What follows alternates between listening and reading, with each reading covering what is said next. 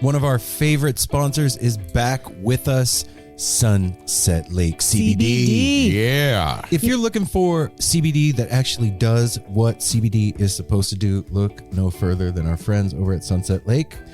Let me break it down. Break it down, Mel. They're sustainably farmed, meaning they avoid pesticides and use sustainable farming practices to preserve the land for future generations. 1. 2, farm to table. They ship the CBD products straight from their door in Vermont directly to your door wherever you're at. Oh, that's cool. And third party tested. They test everything with a third party to ensure quality, dosage, and safety. You got to go over and check out sunsetlakecbd.com. They have so many products. Break it down for them, Apple. Well, they've got some new stuff going on. Like they always had pre-rolls, but now they got really cool packaging for it. And you can get CBD pre-roll flights of all their flavors. You can get the heavy hitter flight that also throws in some of their Keef blunts. They have a new CBD recovery body lotion. I'm excited about that. Mm-hmm. And what was the other? The other one with arnica. The extra strength muscle rub, 3,000 milligram with 5% lidocaine. So look, Oh, yeah, if you're lidocaine. sore, this is the stuff you want to rub on your body to make those aches and pains go away. They even have CBD infused coffee, so you can have coffee without the little jitter that you get from caffeine, and you have it in the morning and you start your day off right. Your body feels lubricated. You're going to sleep good. Yeah, and also they have, if you kind of forget to reorder, they've got subscriptions. And they're giving the No Simple Road family 20% off. 20% off. Put with in the promo code NSR20 when you're checking out at sunsetlakecbd.com. You're going to get 20% off your entire order. NSR20. And don't forget those cute little gummy bears. That's right. sunsetlakecbd.com. One of our favorite sponsors is back.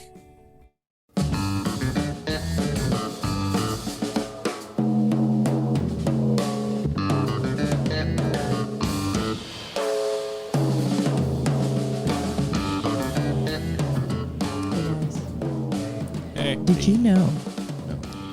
What? Did you know that music can accelerate child brain development and strengthen intellectual, emotional, and motor skills, as well as overall literacy? No, I didn't. Well, yeah, I did because I read this a few weeks ago. Yeah. I did know You're that. cheating. And it makes sense. You're cheating. Bringing music into the classroom can help kids explore the mind-body connection and become comfortable with self-expression. That's so important It for really kids. is. Sadly, many children's music programs are lacking in resources they need to let kids explore this creative space. That is sad. Mm-hmm. Yeah. That's why Osiris is happy to partner with the Mockingbird Foundation. That's rad, Osiris. Thank you. Founded in 1996, the Mockingbird Foundation is a volunteer-run nonprofit organization dedicated to improving access to music education for America's youth. Each year, the foundation awards grants to dozens of music education programs, and it funds those grants through a combination of fundraising, publishing, and the curation of Fish.net. Yeah, baby. One of the earliest internet fan communities. That's right, guys. Mockingbird is entirely volunteer with no staff, This is cool. no salaries, and no office. So every dollar really does make a difference in providing child music programs with the staffing, instruments, and support they need. That right there is impressive. That Yeah. is huge. No staff, no nothing. Wow. Every that dollar doesn't you happen. give goes directly to The foundation. What it's supposed yeah, to what go it's to. supposed to go to. Mm-hmm. The foundation gives over $150,000 year grants. That's freaking rad. So over 100 of these $150,000 grants. Wow. To donate or to learn more, visit mbird.org. That's MNBIRD.org. Thank you, guys. This episode is brought to you by a bunch of sponsors. And the first one is Define Premium Cannabis. Premium Cannabis. Premium. business. DEFYNE. That's how you spell it. In Yeah, case we you haven't were spelled wondering. we haven't spelled it out in a while. Yeah. There's 2 locations in the Portland area to serve you, one in Hillsborough and one in Forest Grove. If you go in there and you tell them, hey, guess what, guys? I listen to No Simple Road. You know what they're going to do? Give you a free t-shirt. And what else? 10% off your disc. 10% off your purchase. All right. Apple will materialize out of the back room. Behind There's like you. a curtain and lights will come on and there'll be a drum roll and then Disco ball and Yep, smoke. Yep. And then Apple will come flying out of the back Be room metal music. on a hippo. I can't promise all these things, but I will tend your bud or your topicals or your edibles or your dabbables or your vapables or any of your other needs to help Drinkables. you take care of your mind, body, and soul. To make you able. So go to Define Premium Cannabis in Hillsborough, Forest Grove. Ask for Apple. Tell them you listen to No Simple Road. You'll get 10% off your purchase and a free t-shirt. And take care of your head. And No Simple Road is also brought to you by Shop Tour Bus. Go to shoptourbus.com online, or you can go to @ShopTourBus on Instagram to see all the fucking amazing Grateful Dead inspired stuff they have there. And t-shirts, hoodies, sticker packs, all the coolest stuff inspired by your favorite band beyond description. And it's not going to come to you in a bullshit box. It's going to come to you in a hand-designed box with a Grateful Dead lyric on the inside, rolled up nice with some twine. They're going to lovingly and intentionally care for your package, and then they're going to put a bootleg in there. They're going to give you a pencil to spool the tape with should it get eaten by your antiquated tape player. And they're going to give you free shipping if you put in the promo code No Simple Road.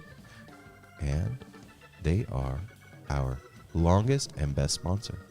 Yep, that's what's happening. How long has it been now? A Like long 2 time. years? A couple of years. It's been a long It's been time. like 2 years. Yeah. And we have something else coming up that Ooh, a is big one. pretty amazing, you guys. No Simple Road is the official podcast of Skull and Roses Festival. Woo, woo, woo. April 2nd through the 5th at the Ventura. I wanted to say very well, The but it didn't. The very I don't cool know. Ventura County Fairgrounds. Fairgrounds, yeah, that's what I wanted to say. This is Fairgrounds. hallowed Grateful Dead ground. Yeah. Grateful Dead played many a show down there, and it's right on the beach. And Right on the beach. yeah, Billy and the kids are playing Voodoo Dead. Melvin Seals and JGB with John Kay. Rooster Conspiracy. Bloody. You guys, there's so many good bands. This lineup is smoking. I So cannot wait to see I like- Bloody. I like that the vendors Oh, are right next to the stage, so you can like do your like little shopping and wandering, and the stage is right there. You're not missing That anything. is one thing. Yeah. It's so you cool. can get food, drinks. It's It's so nice. I shot, actually everything. bought stuff while a band was playing. Yeah. While I was dancing. Like still dancing, shopping. Yep. And it's fun because the vendors are all out they're like out in front of their booths Yep. dancing with it. They're enjoying it too. They're not off in the corner somewhere not seeing things. So come hang out with us, you guys. No Simple Yeah. Road's going to be there doing our thing. This is year 4, isn't it? I think it's year 3 for them. It may be 3 or 4. I'm not sure. I But thought you were talking about us. I was like, nah, man. No, It's man, only been no, one. we only This went there is once. year 2. Wow. How old am I? guys, Never go mind. to skullandroses.com and get yourself tickets. There are 1-day passes available, so if you're not able to go for the entire thing, you can get yourself a single-day pass. Yeah. And you know what? Come hang out with the No Simple Road family, the Grateful Dead family, and your friends. And we're going to see you down in Ventura. Hey everyone, Chris Pandolfi from the infamous String Dusters here to let you know that my podcast, Inside the Musician's Brain, is back on the airwaves for season 4, which means it's time once again to get deep with influential musicians from all across the musical landscape to really understand and translate the lessons of success, failure, inspiration, and hard work that are behind the music and the artists that we love. My guests this season include Rachel Price from Lake Street Dives, Sam Bush, Chris Wood, Chris Funk from The Decemberists, Lindsay Liu, MC Taylor from His Golden Messenger, and more. Check us out, and thanks for listening.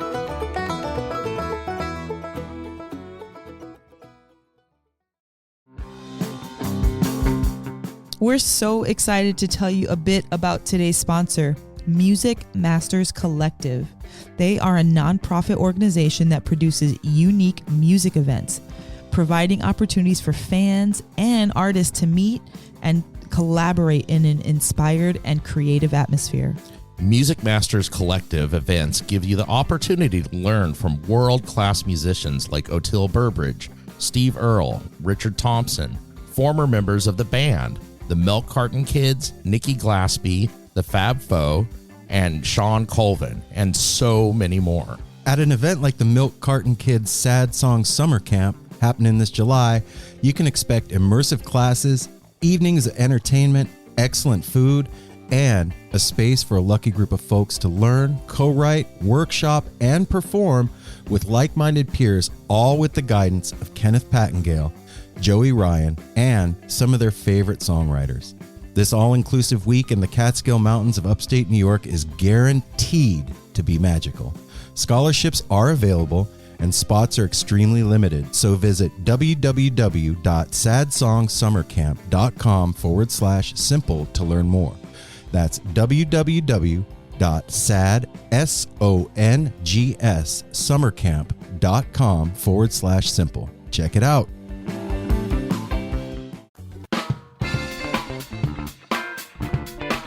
No simple road. No simple road. No simple road. No simple road.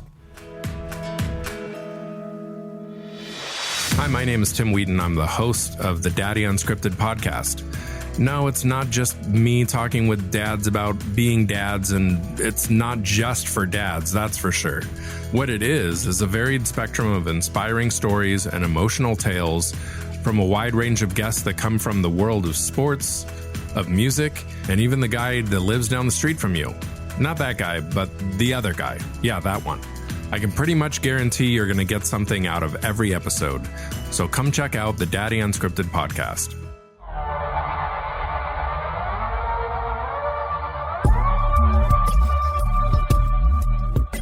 Is everybody ready? Is everybody in? The ceremony is about to begin. Wake up. Hey now, No Simple Road family. How you doing? Welcome back. Welcome. Welcome. I just Welcome back. I hope welcome everybody back, is having a great welcome week. back. You know, there's a lot of insanity going on in the world right now. Yeah, No. seems to be a lot of overreacting. Yeah, man. Yeah. To a certain thing. So just but anyway, I want to just Or tell maybe you all something. appropriate reacting. I don't know. I just want to tell all you guys something. Chill out, man. It's okay. Everybody's all right. We're all right. No, You're all right. It's Not okay. everybody. It's okay. Everybody's cool, man. Just everybody take a breath. Relax. It's all good. It's all good, man. And you know what? We create our realities, everybody. Just in case you didn't know that, we are in charge of manifesting the reality that we live in. And if we live in a state of fear, then fear will manifest around us. So I just want to use our No Simple Road platform for a public service announcement.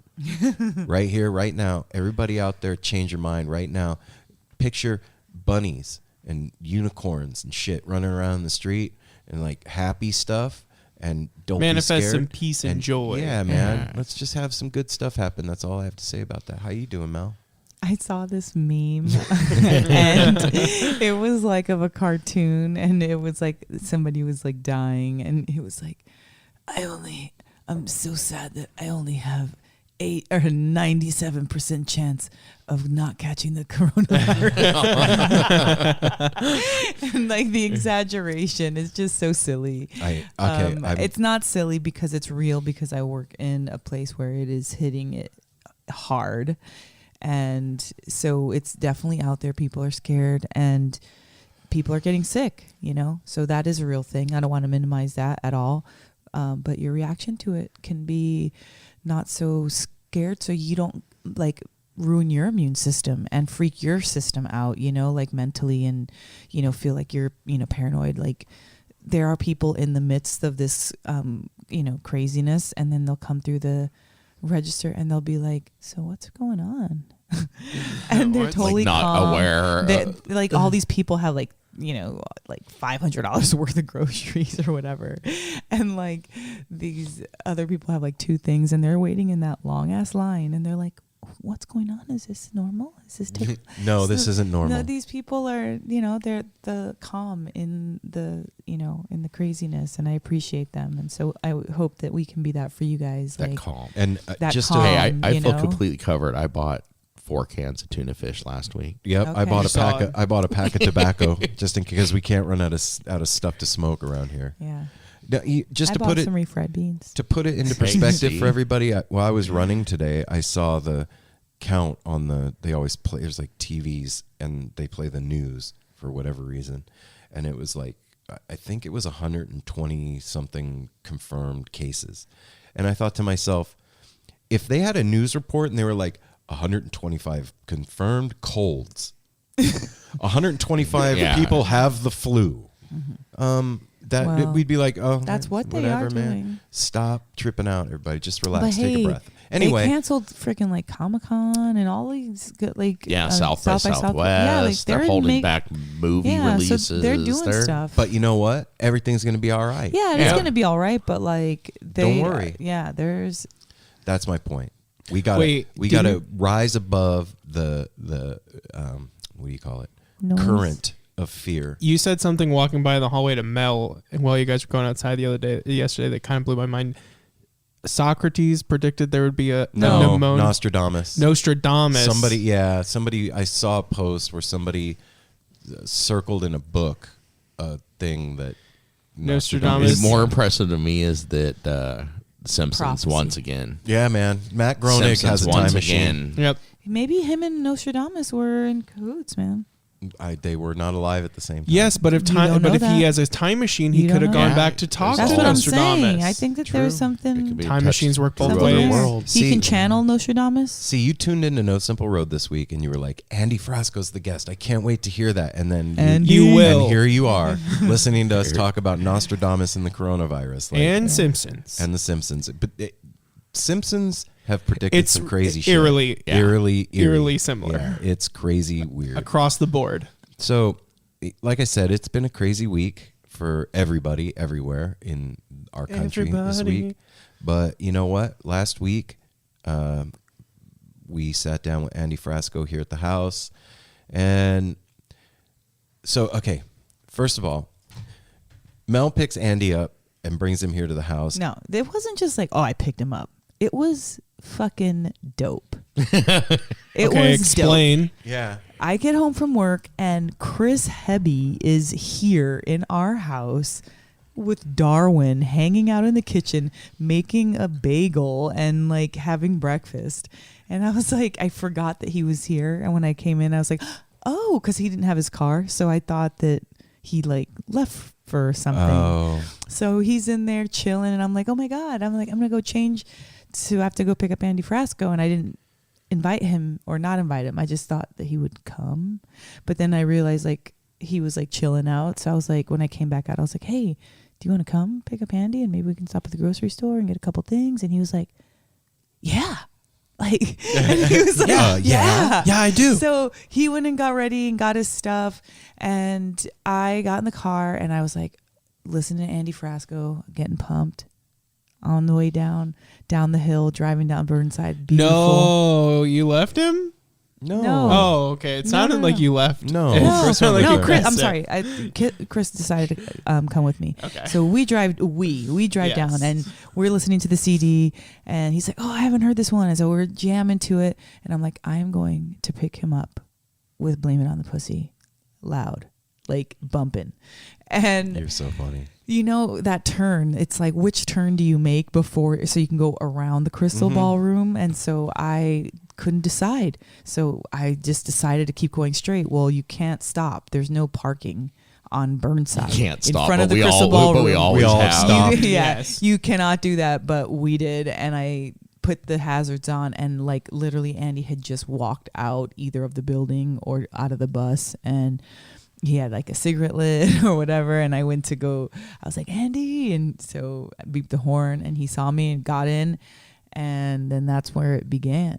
Yeah. So I come home from work and Mel's down in the basement giving Andy a treatment. And I walk down there and I'm like, what the hell's going on down here? And he looked like somebody just deflated him. Like he looked spun. Mel gave him a treatment, energy treatment, and he looked like he was floating, like walking on You got to pillows. clarify that. Like spun. What do you mean? He did not look spun. Yeah, he did. No, he looked like, spun when I picked him like up. if your eyes, like in the cartoons, when your eyes roll over and over and over, whew, whew, whew, Very relaxed. you're very relaxed. Yeah. Andy just looked He exhausted. was. Well, I saw. yeah. I was sitting out on the front patio when you came pulling up, and he looked like like kind of deer caught in the headlight. Looked stressed out, Yeah. tired, Yeah, stressed out, physically worn stressed. out. Came in, gave me a hug, was like, "Hey, Apple." Mel's like, "I'm gonna go give him a quick treatment before Aaron gets here. We do the interview." And that's when you came home, and he came back up looking like a different person with the neck thing on. It was like he looked taller and more clear than when he was like ready to go and just like smiley, like, "Man, you guys, this house." Oh man. Well, it was another like moment of realizing like I am literally getting to do exactly what I said I wanted to do. I'm like doing my version of giving back to the artists that make me cut a rug at night and have a good time and celebrate, and because it was our anniversary, so we were going to a concert for our anniversary and cutting a rug, and Andy getting in the car and just looking, "You're just tired, duh, of course you're tired, you're friggin' exhausted," and he's given all that he gives. Like, this guy gives so much on stage. Oh my God, yeah. So Yeah, much he on gives- stage. Gives all. Yeah. Chugging and- beers and crowd surfing and well, doing the horror. And yeah, the singing, the in and like, there's just so much that he energetically is giving that I needed to hook him up, and I'm so glad that we got to spend that time together. And it was, I mean, he can talk about it on his show if he wants to talk about it. But like, I'm grateful that I was able to do that because he needed it. Yeah, that's why. And 'cause he just needed think it. about this, like for you, like going and doing something where you give all of your energy and all of your creativity and all of yourself into it. Just doing that once a week is a lot. Yeah.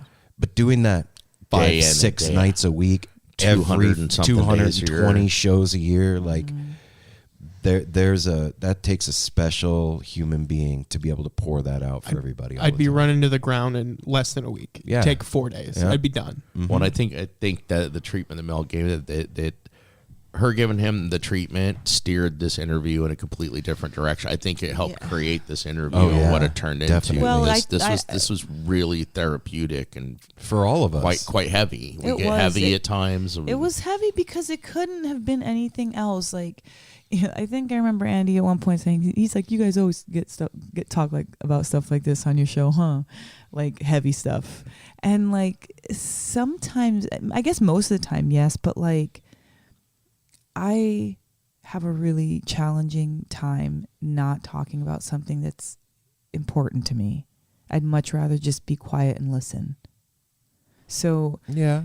in a conversation setting, I can just listen to like a directed conversation at me.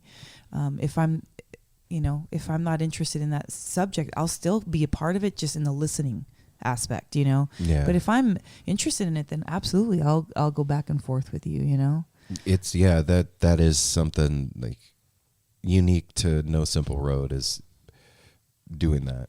It's because that's what we do that anyway. We're doing that when the Yeah. mics aren't on. Yeah. We're emotional Yeah, people. so you turn the mics on, and that's what Yeah. happens. Like, Yeah. we happen to just be recording what would be happening None of us anyway. have a problem with laughing or Exactly. crying No. or Yeah. Mhm. But yeah, it was so special sitting here where I'm sitting right this moment. And then to the left where Ryder's sitting was Andy. Chilling. And like Apple said right before we recorded, it's like we kind of forgot that like we were recording. I kind of did too. Like man. it was like being in meditation when you haven't been breathing for a second. Oh, and you're shit, like, I'm meditating. oh shit, I need to breathe. That's right. Like, oh yeah, we're recording. That's right. And so you're gonna hear something that's just like super raw and brought upon by that. Just that the energy, the shift of the energy. the comfortable. Yeah. Also the comfortableness. we haven't even talked about like the show that we went and saw afterward. This like, is the perfect time to segue into that because Andy was opening up for Umphrey's McGee, and it was Aaron and I's wedding anniversary because we talk about anniversaries at least twice a year. And it was our 2-year anniversary Yeah. of meeting Jake at Umphrey's. So we had a lot going on. We had a lot to celebrate as usual, and we had a lot to be excited about because we just interviewed Andy, so that made us, of course, want to see him more. And then we always love seeing Umphrey's. They're amazing. we were gonna be with Audrey and Jason and Jason. Audrey. We We're had gonna be Karen with- was dancing yeah, around through the crowd. Jake and Bryn. Like, it was just another really great night. But then now even more so, you know. How was your night, babe? It was amazing. Andy has a particular set of skills, like taken. Like, he really does. He's got a gift for spinning up energy. Yeah, he sure does. He immediately. Yeah, he whips up the crowd into a frenzy, and typically when a headliner band comes out on the stage, we've actually talked about this with bands. It takes a song or two for them to lock into the crowd and for the energy to kind of get right in the room. But what Andy does is gets everything moving to the point where there's no lag. Yeah, at they all. can blast right out the gate. Umphrey's walked out on the stage and immediately had the crowd already going from what Andy had done. And I think that's the gift of a good entertainer and Showman. performer and a showman and somebody that has talent to connect with the people. He definitely has a wonderful knack for connecting with his freaking crowd. He's like that weird looking beer over there. You know what I'm like? Yeah. Yeah, right? Well, he made it was probably about a third full Yeah. for Andy, and he made everybody pack up. He's like, everybody come in because I need you tight. I'm Yep. gonna crowd surf, and he did all the way over the barriers. Totally. Made the security guards carry him to the other side. Went and got that beer. Came back. Yep. And then he built it up to the point. I mean, like, and then that's Umphrey's. I mean, Umphrey's is a hard band to open for. Well, most bands are. People are usually there to see that band, the headliner. There was a lot of people there to see Andy too. Yeah. There was, and he even afterwards he had a hard time. But it was like, dude, you had a lot of fans there, dude. But then when they like brought Jacob and had the guitar battle with Sean, and he like kind of emceed that. And I mean, he is like a supreme hype man. Yeah. Andy's a psychedelic ringmaster. Yeah. Yes. That's what he is. I picture him like Well, he ate mushrooms off his I his rig picture that him night like off the keyboard. Like if Cirque was du Soleil hilarious. was a jam band concert, he would be the MC. The guy in the striped suit. Yeah. With the cane. Mm-hmm. Yeah. Totally. And then afterwards, like that whole thing of like, did I do okay? Like, come on, man. You know, Stop you fishing, know that you Andy. fucking Stop killed that fucking shit, fishing, man. I don't know. But Andy. after If you talking kill to, it like that- we've talked No, to so that ain't many. fishing. We've talked to so many people that they don't know that. They're like, really? No, was it good? But Even you if- guys will hear everything that you need to hear in this Yeah. conversation to see what a sweet little sensitive soul Andy is. And And a also nut. what a fucking powerhouse baller he is. He's freaking balling. And I don't necessarily mean money or not. I'm talking about him. He's got like that freaking swag of balling. Big ballin' energy. Yep. He's big balling energy. All right. Even he's in, and Well, he he's wasn't cool even as like that, energetic, too. You know I'm what? sure. He reminds me too. It's like reminds me of that on Ferris Bueller. He's like cool. He hangs out with the dweebies, the stoners, the Lakers. He hangs out with actors and actresses and comedians. Like Andy's cool with everybody. He Yeah. knows so many people in And L.A. Hollywood scene, and is just a cool motherfucker. Yeah, and we had the distinguished honor of meeting Doloff Oh, yes, we did. and Doloff's sister. Yeah, and, yes. And they stayed the night here, and Which what a was Andy's just cool to like his see. best friend going back to like middle school, like comes and stays with us. It And was it was special really to cool getting be to able know to him. host them, and I wish I could have stayed around in the morning to hang out. But next time, man. Andy knows when they I come love back him. to town, Doloff and sister Andy, you guys, open door policy at the Schapladay house for you guys, man. Anytime you Yeah. want, come hang out. And Andy, you know I let you borrow my blanket, man. You know I love you. She don't let nobody fuck with that blanket, Nope. dude. I have a hard time getting with that blanket. And You got your own. That's true. Yeah, you got your own. I do have my motherfucker. own. Andy don't have his own. He can. Andy got the Grammy blanket treatment. Yes, he did. He sure did. So you guys, I know you're gonna dig this. This is an emotional this week. An emotional, no simple road. But As the road turns. as the road turns, we have to do the business first, though. Business. You guys know what to do, man. By now, Yeah, I mean, follow us if- on Instagram. Well, This might be guys. someone's first episode. I was just going to that's say, true. if this is your first episode, check it out. Follow us on Instagram at No Simple Road, or if you're a Facebooker, at No Simple Road on Facebook. There's also the No Simple Road family group, where the No Simple Road family gets together and posts things and talks and makes plans and does all that on Facebook. Also, if you're not into Facebook or Instagram and you like to play around on Reddit, we also have r/No Simple Road there. Also, www.nosimpleroad.com. You can get your No Simple Road hoodies and T-shirts and stickers. And we just had stickers made, holographic No Simple Road hand logo stickers. Those will be going up on the website. Holographic? Yeah, Can't wait. coming They'll be here soon. tomorrow. Yeah, so that's nosimpleroad.com. Also, I have an announcement to make. What? Are you ready? Yes. No Simple Road is the official podcast of Northwest String Summit 2020. Yeah, No Simple Road. Way to go. For us. Yay, us. Yeah. And Umphrey's McGee. I'm really proud of that. Yonder Mountain String Band, Green Sky Bluegrass. We're going to see Banshee Tree there again. All those guys. 2 sets of Umphrey's, 1 acoustic, 1 electric, 2 sets of Goose. And there's still more coming, like they said. I think Yeah. that was it. Full lineup has been announced. Oh, has it? Yeah, oh, full okay. lineup's I been thought it's announced. okay. You guys go and get yourself some tickets to that. I will have a graphic up on the website soon and a ticketing link for you to do that. And there'll be some fun stuff happening. I was just re-listening to that episode. I'm in the middle of it. It's amazing. That episode is fan-fucking-tastic. If Just- you're a No Simple Road listener and you just happen to not listen to that one, go back and listen to it, part 1. Fast forward through our commercials if you don't want to, but listen to the episode. It's so good. Like Michael Kirkpatrick, right out the gate Yeah, was, he was so cool. and then it's just uphill from there. Downhill. Either one's good Okay. or bad. No, It's it getting wasn't better. downhill. No, it's getting Yeah. better. You're summiting. You're Yeah, working your way exactly. Yeah, but up to the downhill's summit. Thanks for easier. understanding, Apple. It's Yeah, a we're very talking about the confusing summit. metaphor. I'm You with know- you, Aaron. Yeah. If I you're would going prefer uphill, downhill.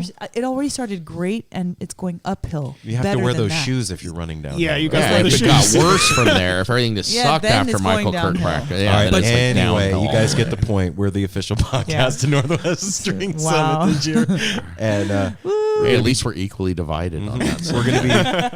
we're gonna be doing some live podcasting from there and other fun stuff. I will keep you posted as to developments and whatnots that are happening. It's gonna be so fun. Mm-hmm. And you should play that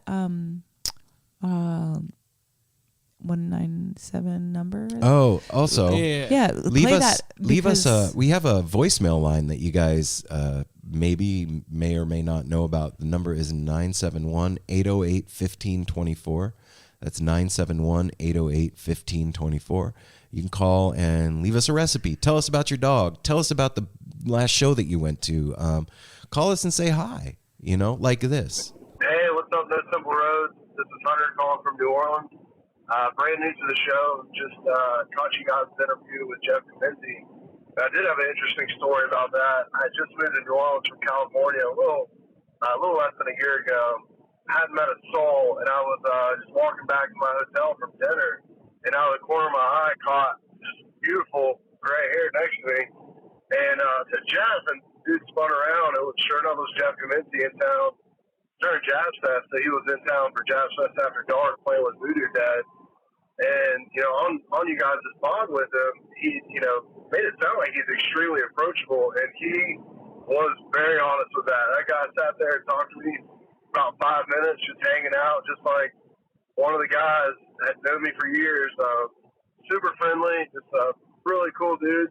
And, yeah, it's probably the first person I ever met in the place that I call home now. So, Hey guys, anyway, Brandon that's from all. Florida Appreciate the show, again. guys. Keep it up. I don't know if you guys are still doing the messages because I haven't heard them in a while, but it doesn't matter. I just hope that you guys are hearing them at least. But this is like my third time calling in.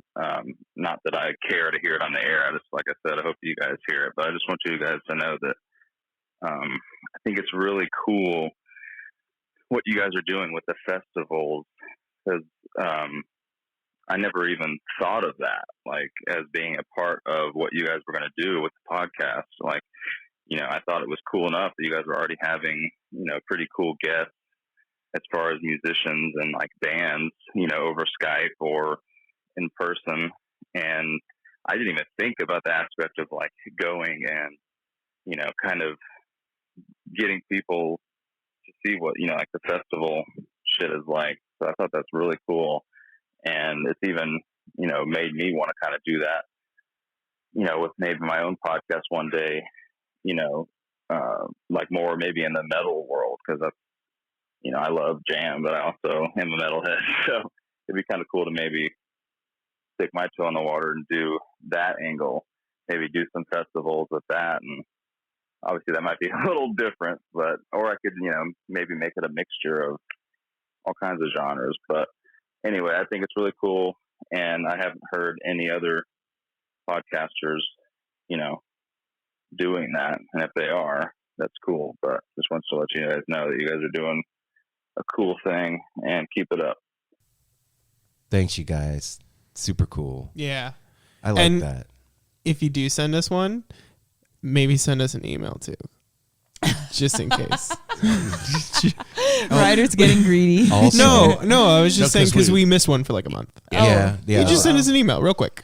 Also, if Those you want to 5 get stars, baby. if you want to get involved with the No Simple Road family and help us pay for all the things that we have to pay for this show, we do this out of the love of the music and kindness of our hearts, and it costs money, you guys. So you can go to patreon.com/No Simple Road and partner with us. You can give $1, man, if you want, like $1 a month. There's 8 episodes that come out. It's less than a quarter an episode. It's 12.5 cents or some shit like that. It's 2 pennies a day.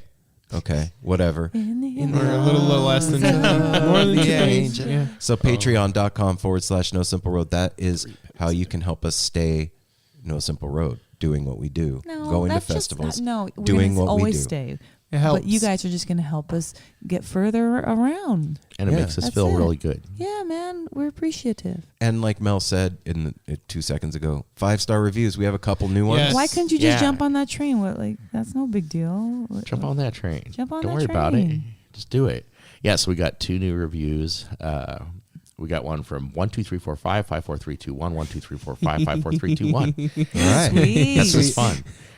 Says the dopest dope. This podcast is better than your mama's casserole, and that's saying something. Damn, The best we're better than thing. Mama's casserole. That what? shit, yeah. Thank you so much. 12345 54321 12345 54321. Yeah. And then we have one from Phil's Bass. Oh shit! 5-star review. It says boom. great podcast. Thanks, and then Phil's Bass. love it. Aww. Like that. That's See, what we're short asking and for. Yeah, simple. Yeah, That's short and all simple. there is Keep them to coming, it. man. You know what? Comparing us to casseroles, Aw. sending us the you guys, love. thank you so much, fucking- Phil's Bass and 54321 13345 53321 13345. I really appreciate that. That's so freaking rad. And you were some Guys. 2 people were listening. Thank you. Yeah. So much. let's see how many people we can get listening this week. No, because last week I directly asked, and those Phil's Bass and 5 is. And now let's directly You know ask it. again. Yeah, let's We're directly gonna ask directly again. You guys ask asked. to keep those coming. They make us happy. They make us laugh. It's what makes us know that you. And they also Dig help it. No Simple Yeah. Road spread its mycelial network out into the universe. That's how other people find out about the show, believe it or not, because we go up on the charts and The we get algorithms. places and algorithms and spaces and places and things and whatnot. All these things. So, you guys, Technology things. that's all the things. So, get tickets for Skull and Roses. Yep. And if you're not going to Skull and Roses, get tickets for Northwest String Summit Yep. or get tickets for both. You can get those at those 2 websites or at nosimpleroad.com.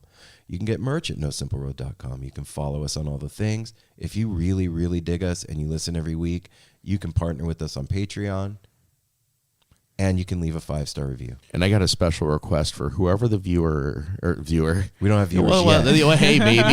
That's not until we start doing a whoever reality the listener show. is that bought the orange and black T-shirt. Take a picture and send it to us. I want to know what that Yeah. looks like. It's like cool Halloween colors. I'm I'm thinking I want to order one. It looks really cool. Yeah, somebody purchased one of the No Simple Road hand logo shirts this week in fluorescent orange and black. which I love. Orange, my color. Yeah. Yeah. Apple's I want to see what it looks like. I want to order one too. So if whoever you are out there, if you hear this, send a picture to info@nosimpleroad.com and let us see what it looks like when you get it. So are you guys ready to get comfy with Andy? Yeah. Get comfy. We are. Yeah. Smoke a bowl. Grab your Grammy blanket. Hang out. Get ready for some Get deep. laughter, some tears. He gets We deep ran on the some of his We ran the lyrics. gamut here. His lyrics are deep, Yeah, they are. very deep. All right. And stay tuned after the episode for a little bit of Andy's new music too. So here we go. Without further ado, the No Simple Road crew gives you Andy Frasco. I love that you guys do this. what?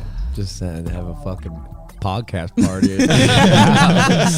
PP. I'm only bringing my fucking little fucking thing and praying that the band lets me fucking interview them. 10 minutes? Yeah. Hey, well, fuck it. I mean, what's better than hanging out with the people that you like the most I know. and doing something fun? Chilling. You're right. It's fucking rad. Welcome to the house, Andy fucking Frasco. Are we live? Welcome, I welcome, started a Andy minute ago. motherfucking Frasco. Wow. Welcome.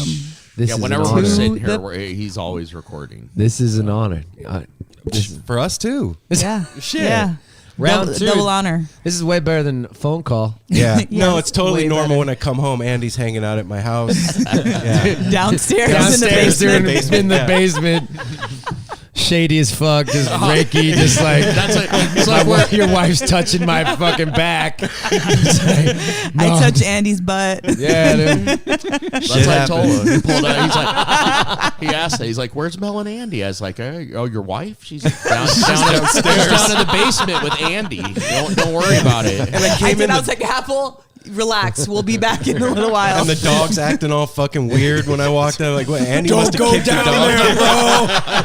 bro. Don't go down there. Oh my god. No, but Andy, did you say you had a new girl?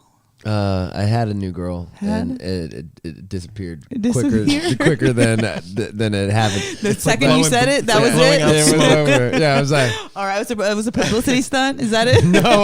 Well, like, did you talk about the podcast with Caleb? Yeah. Oh, so I first of all, that was dope. You like that? I Yeah, loved man. it. It was. I loved it. Oh, I man. fucking loved it. Some people, Caleb is a guy who's very sad, and a lot of people are in this fucking industry. Well, that's what just was making me trip out. Just like you guys talking about that, like it's no big thing. And I know people who talk about like it's no big thing too, but when you collectively think about that's a lot of sad people. Yeah. So a lot of people could relate. I hope you think so. Yes, Oh, think yeah. about it. If Yes. it's not you, it's me. If it's not him, it's him. Yeah. So And we- 2 we- out of the 4 can And relate we get that, to that. feedback on our podcast. Yeah, you guys people go reaching deep. out, going, they're like, "Thank you for helping me out." We're like, you're kind of have to look at yourself, like, what I do? Yeah, dog. Just You're- by admitting I have issues and shit. That's a lot. Being honest. Yeah, being honest is You're the one that has issues. I got my shit together. Oh man. Mr. Conductor over here. tight. I wish I had my shit together. I would just stay on the road and pretend like I have no, just no good Well, shit. So when you're on the road, it probably makes it you're distracted, you're busy. So is that Yeah. sometimes when it hit, like you get home? I get home, the dip day sucks. Okay. But isn't I hear going on tours also there's these periods of total boredom.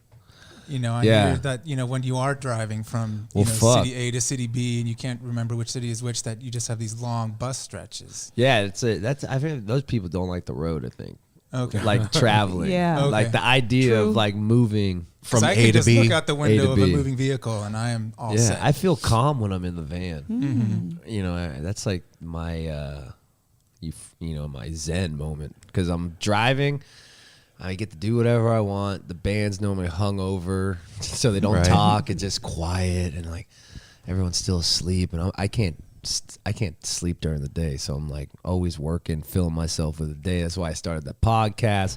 I listen to y'all's podcast. I listen to podcasts and try not to get scared from the news. I'm a hypochondriac, so fucking crazy right now. I don't even want to even look at. It's fucking been a Twitter. thing lately. We even did my a little God. podcast about it last week. Like, it's trippy what's going on, but it seems to me like life on the road would be this like pressure cooker especially for you, man. You're fucking nuts. Those antics, Oh Andy. Jesus! I am like a low key psychopath, you know. Like it's just like Low key though. yeah, like because like when I'm off stage, I'm pretty calm, No, yeah, I'm that- mellow, yeah. and then I get on stage, I'm a fucking wild dog, dude. Yeah. What comes over you? What is that? I think it's my anxiety. I have high anxiety What? all day. I live with anxiety, like, and I think the anxiety makes me overthink. That makes me depressed. But so how do you channel it to make a performance kick ass? I turn on a switch and I see the crowd and I see I'm making people happy, and you know, in some weird way that makes me happy. Maybe I'm a narcissist or something, but you have control over That's a it. good though. exchange. That's a good exchange, though. Yeah, that No. exactly. I don't think a that's song is a narcissistic. really good place to pour. Like if you have a bunch of like anxious energy and it's going every which way, Yeah. a song is a perfect place to like, I can just throw it all on there. yeah, you know? totally. And you know, I've never committed to anything in my life besides this. So like, if I'm gonna commit to this, I might as well give it 220%. So I could fucking feel like. Did you graduate high school? I did. I graduated high school. Almost didn't graduate high school. I got in trouble. I fucked my teacher. Oh my God, you were one of those stories? Oh my God, Andy. of course you were. Thank you guys so much. Wait, how Shout out to Miss Crocker. How the hell did that happen, I was gonna say Andy? it's better than Mr. I Jones want, is like, really wait bad. a minute. Andy is in the third row, a little over from the middle. And what are you making, googly eyes? Like, how did this shit happen? Man, I was a sex addict when I was 15. Well, Every that's 15-year-old normal. boy is a sex Yeah. addict, Andy. Yeah, I mean, I had sex with like maybe 200 girls in high school, Damn. and It was on. It was on. Like You discovered your special purpose. You But do you think that's coming part quickly. of the anxiety? That's my special purpose, just coming really quick. Next. So it only came out to like 10 minutes of sex through all of that. I'd have a thrill having sex in my car, like my Pathfinder, man. I had God sex. bless Nissan. God bless, dude. The seats went down, and I would just go to work and Go to work. Wow. well, like because I But never had that's- intimacy. Oh. So like I thought intimacy was just blowing The loads. hole, yeah. Yeah. Okay. So where is it now? What? Intimacy. I don't have intimacy. He's like, what do you, I'm still. I'm trying to figure it out. I keep on falling in love with chicks who are married because I think it's like a safe way to Not commit? not commit. Whoa. But okay. You want to be a side piece? What? I mean, I think I've been a side piece for fucking You don't mind being- 15 years. I mean, I think that's what's making me sad too. Yeah. I'm like, don't have You're more something for than- my own. Exactly. You got a lot for your own though. Yeah. Dude, my music. Yeah, if you think about what you're doing, we were just saying the other day, like watching, since we found out about Andy Frasco and the UN and the podcast and everything, like I pay attention to you. You're my friend. So Yeah. I pay attention to what you do. Same here, buddy. And the rooms are getting bigger. They're getting more full. There's a lot more like buzz about what you're doing. And Can I say one thing that's happened? You've created a community Yeah. within that jam, like with the musicians as like brothers and sisters. Yeah. Like that little That short, never used to be like that. No. When? That- like, not that I know Can you of. think of a time where it was like that? No. Yeah, you're Like right. think about Jodeci and Jagged Edge, or like they weren't doing that shit. Like or like playing. Damn. with Yo, the- Jagged Edge, you my dog, man. Damn, Mel. Where the fuck did that come from? You know what? Jagged Edge was in my head because Sid did a thing with that Okay. song. Let's get married. Yeah, and no, not Let's Get Married. Well, yes, that they did that for her wedding, but there was another one. Hold on, Jagged Edge.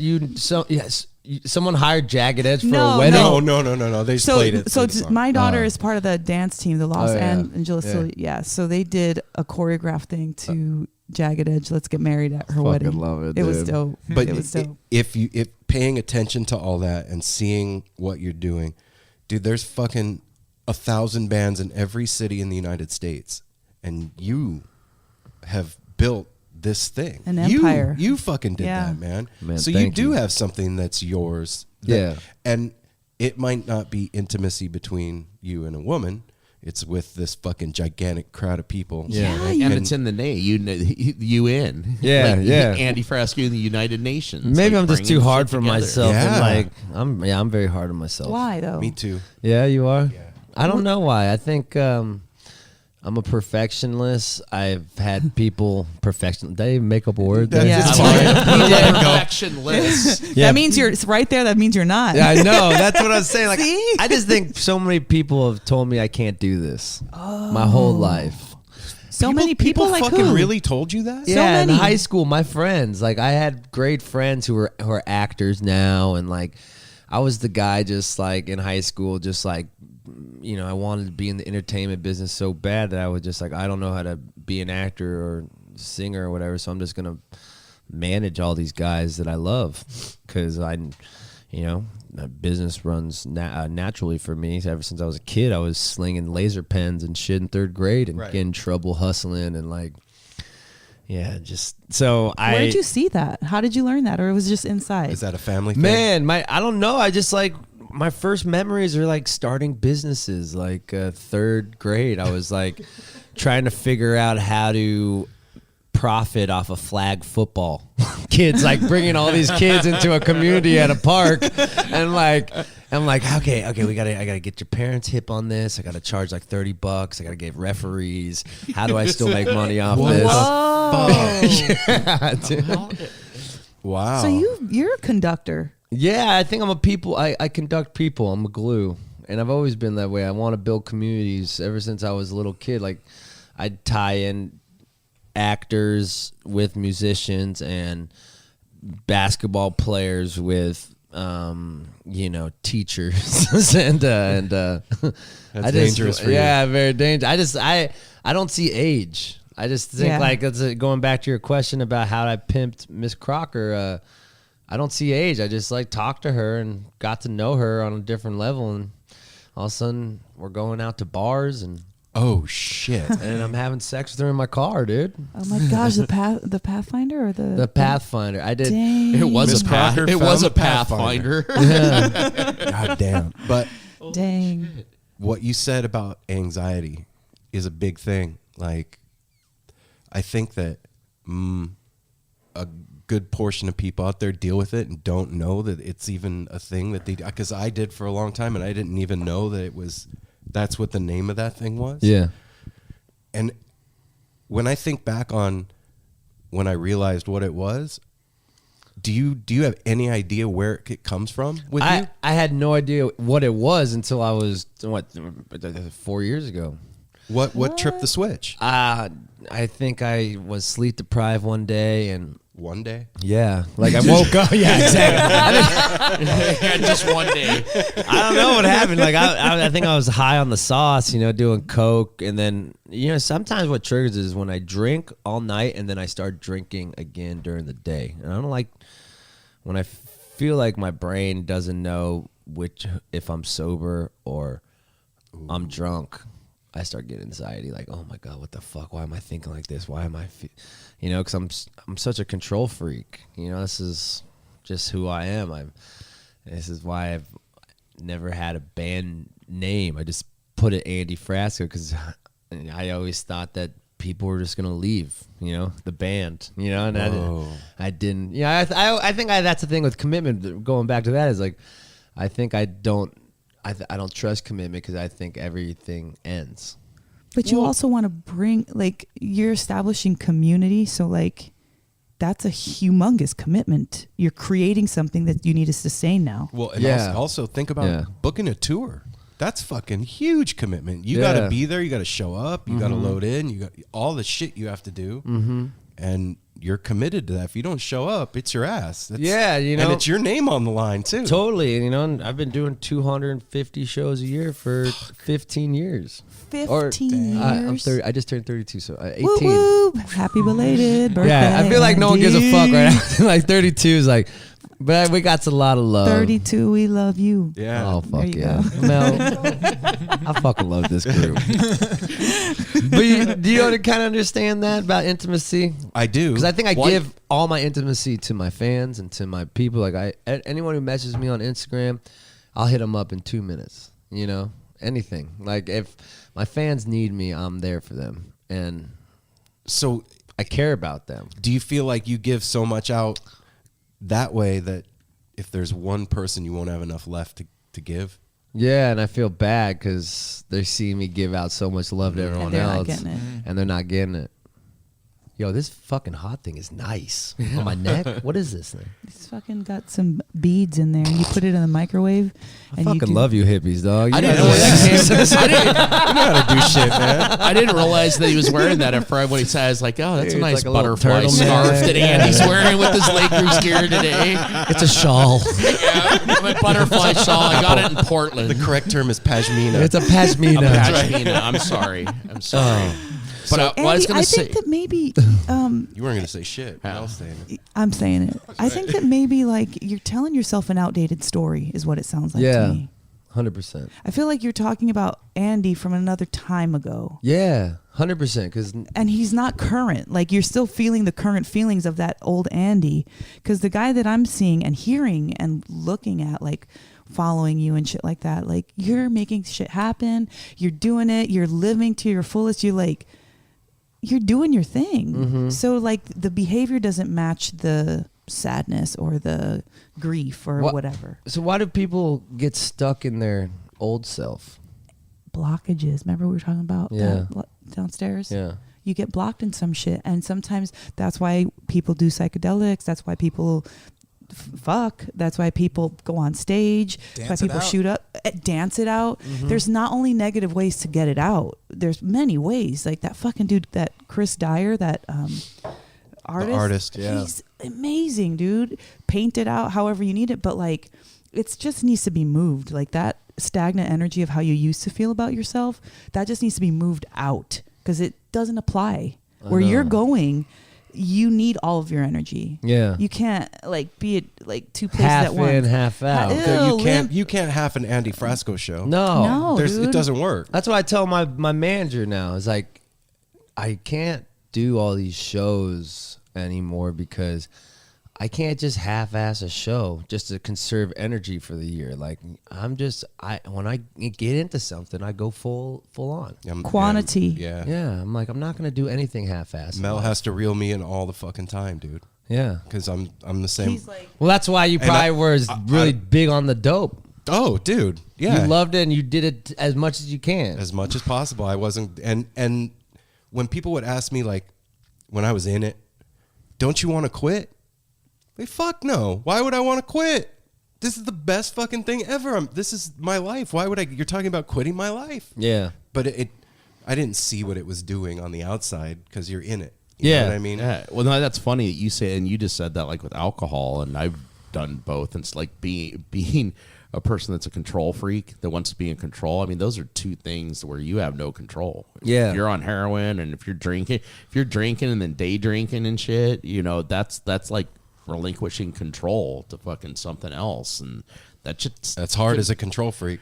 Yeah, Hell yeah, it's a trip how a lot of control freaks end up junkies or alcoholics. Yeah. They see it a lot, and It's crazy. You know, it's like, I'm just trying to figure out. Because nowadays, like, I overanalyze what people say. So, like, everyone's like, are you okay? Are you okay? I'm like, I feel great. I don't know why. Do I not look okay? Like, I'm like, fuck. Like, are you, I'm thinking about you, man. I'm thinking about you. I'm like, fuck, am I not thinking about myself? Do I look that bad?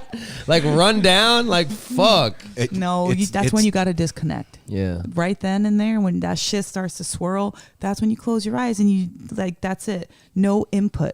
I'm big on no input, no ear hole input, no eyeball, nothing. Like, just stop for a minute so you know what's yours, what's mine. What's my stomach hurt? It's fucking hard Like, though, in the position that he's in. But like your serene spots, your serene times, you know, like Yeah. when you are doing that 8-hour drive or when you're on the plane. I've been trying to do that more, like my body. I've been listening to my body a lot more. Like all of a sudden, I got gut problems now, and like I know it's from fucking drinking and not drinking water and eating like shit, and you know it's like not so. From there, I understood like, all right, what do I need to do? So I've been running every day. I run 4 miles a day now before my shows. But did you stop eating like shit? Yeah. Good. Yeah, I stopped eating like red meat, and I just stopped. I still drink, half a bottle at night, but I don't drink during the day. I don't smoke weed during the day anymore because that gives me anxiety. I start overthinking Every fucking thing anybody says to you. God damn it. Yeah. Even like text messages. Oh God, dude, they're the worst. I'm like, why did I just put myself in? Like, I have this thing. I've always had this thing where I think everyone's pregnant with my child. So my phone rings, and if I don't know the person, I'm like, here we go. Are you fucking kidding me? And I don't This answer is my the call. phone. Dang, setting yourself up for all. I know, and I don't even fuck anymore because of it. Like, I stopped fucking. Performance anxiety like a mofo. I'm telling you, dog. I'm like looking at the condom. Like, I pull out and just like looking like the condom just like Blows filled it with up. cum. Like, please, God, please. I'm not even enjoying sex anymore. I'm just so worried about blowing loads, dude. Where's That's why I got fixed. we got to get back to the. I think I need to get that. I need to tie the tubes. That's what I It's did. like a pure good fun. You just need real good fun again. I know. Not like fabricated, like I'm supposed to have fun on stage, now I need to do it. No, like fucking good fun. Yeah. Like something that elevates you and makes you happy for no fucking reason. It's hard to know. have that when you're doing 220 shows. Make a a year. fucking day Yeah. or an hour or a minute. And it doesn't have to be every day even. Fuck every day. I'm in this point where I think everyone wants something from me. Oh. Like, people hitting me up now, just text me out of the blue. I'm like, is this real? And Oh, man. so I'll get like 300 text messages a day now, just like every day.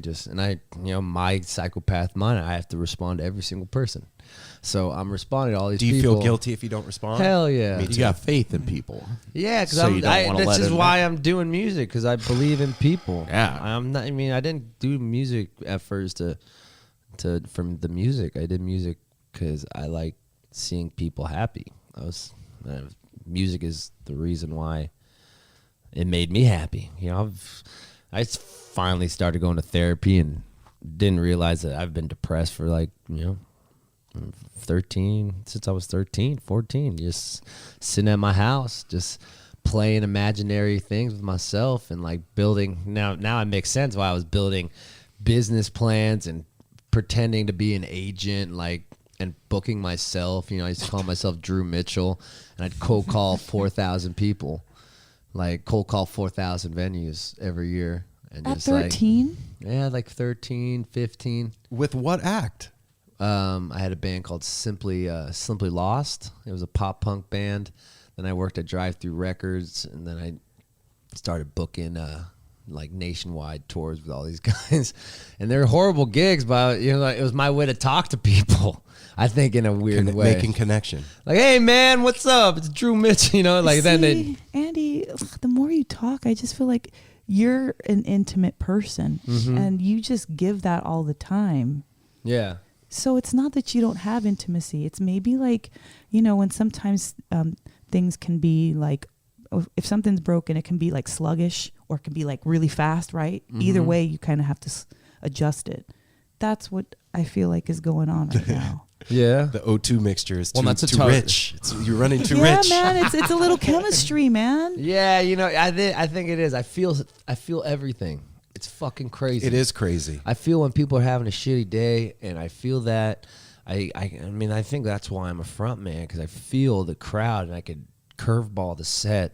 And that's why I don't have set lists. I never make a set list. I love your posts that you do with the set list. Yeah, Fucking Those crazy. are Kyle's fucking awesome. an insane person. That's funny. But yeah, I don't make set lists because I'm a feeler. It's like I know, like it's like with this Umphrey's tour I'm on right now. Like I want to play the new songs, but their fans are like ADD as fuck, and I gotta like fucking like do some curves and turns and Right. and like because I don't want to lose the crowd. I mean, I get one shot with people. until I see him again. Right. Yeah. In my brain. Yeah. You Well, know, that's true. And We all do. yeah, but he's in a unique position Very. because you're on the spot Yeah. and everybody's looking at you like, okay, go. yeah. You know what I mean? Exactly. Do it. Yeah. And now you got to figure out what the it is that I got to fucking do. Yeah. I've thought of this for me when I'm in my low points, questioning my shit. I think to myself like, my God, I started something that I want, that I'm making my full-time gig, right? Mm-hmm. But goddamn, is this thing sustainable? Like in 10 years, am I going to be wanting to do this thing, what Yeah. I'm doing right now? Do you ever think that to yourself? Like, All the time. I'm like, am I going to last? Am I going Yeah. to survive this? If I said that when I was 15, I said that when I was 20, I said that when I was 30. You know, it's like, I just think I always say that. And I don't know. When do you go off your track record then? What? Death?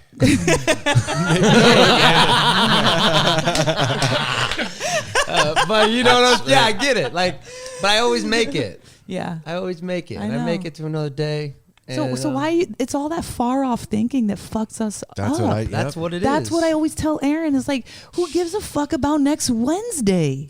Who You know, cares about that shit? Well, I what- get it from a person who's in control, needs to plan and all that stuff. I get it. I gotta. Yeah, I'm a control freak. I need to know my schedule. Well, and you brought that up. You have no control at the end. That Oh. I think we all have that, and I know I suffered that. Like you saying, you have no intimacy because you're afraid everything's going to end. Well, Yeah. guess what? Everything does end. Yeah. And when none of us get out of here alive, that's hard to swallow, though. Yeah. And it's hard to deal with that. That like this is going to end. Like this is going to go bad. Yeah, like- Aaron struggled with that. The starting things and not finishing them all the time. Like well, why? Because why should I bother finishing this? It's fucking Yeah. gonna suck. It's gonna suck at It's the gonna end. fucking I'm gonna end. really love doing it, and then it's gonna be over. Yeah, that's how I feel like with my parents. They get older now, and it hurts me. Like they're getting older, and they're kind of having those feelings about getting older.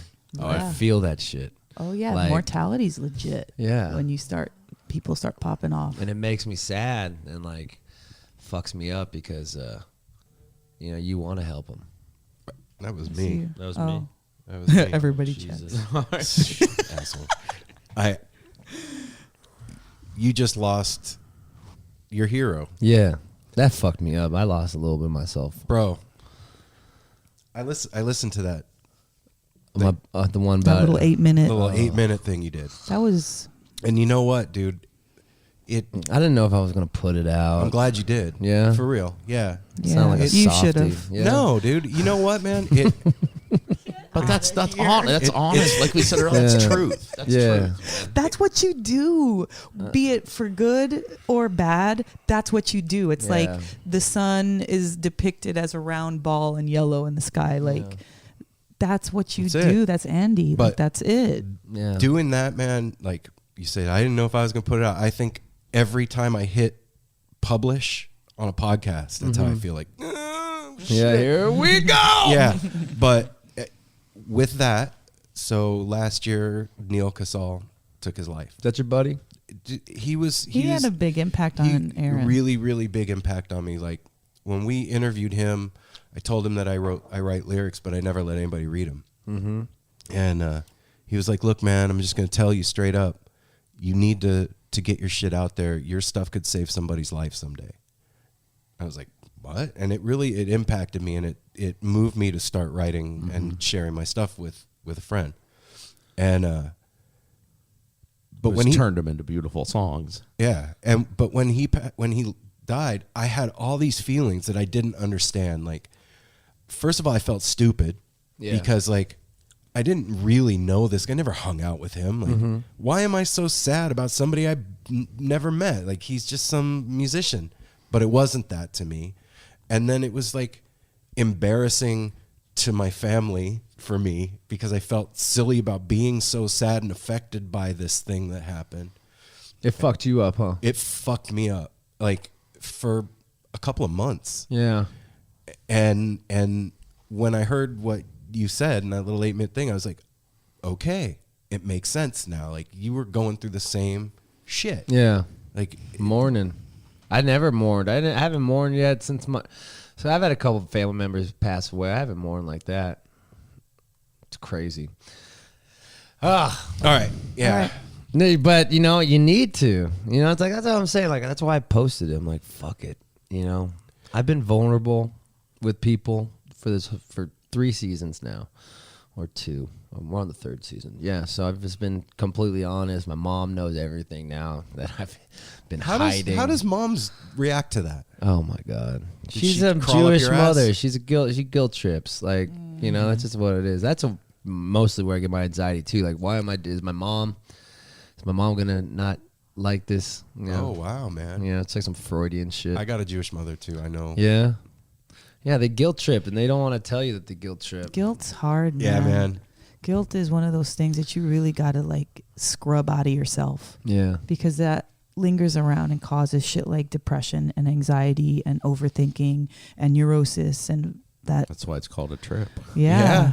It's not just guilt; it's a guilt trip. But It is. the bottom line You're right, of Apple. all of it, man, is when I'm honest with myself about what we're doing as a community and the musicians that are in it, you got to look at the reality of it, man. Like, yeah, what's really going on? when I go to a show, it's one of the best times of my life. Yeah. Like, I look forward to that shit.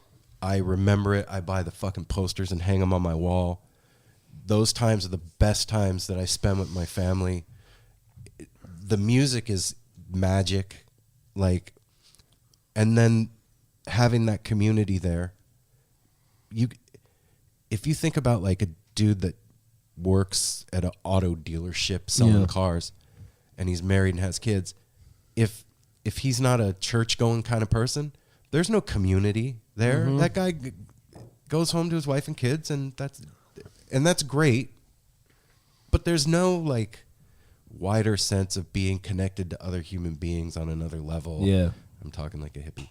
No, It's true. And that's what you're doing.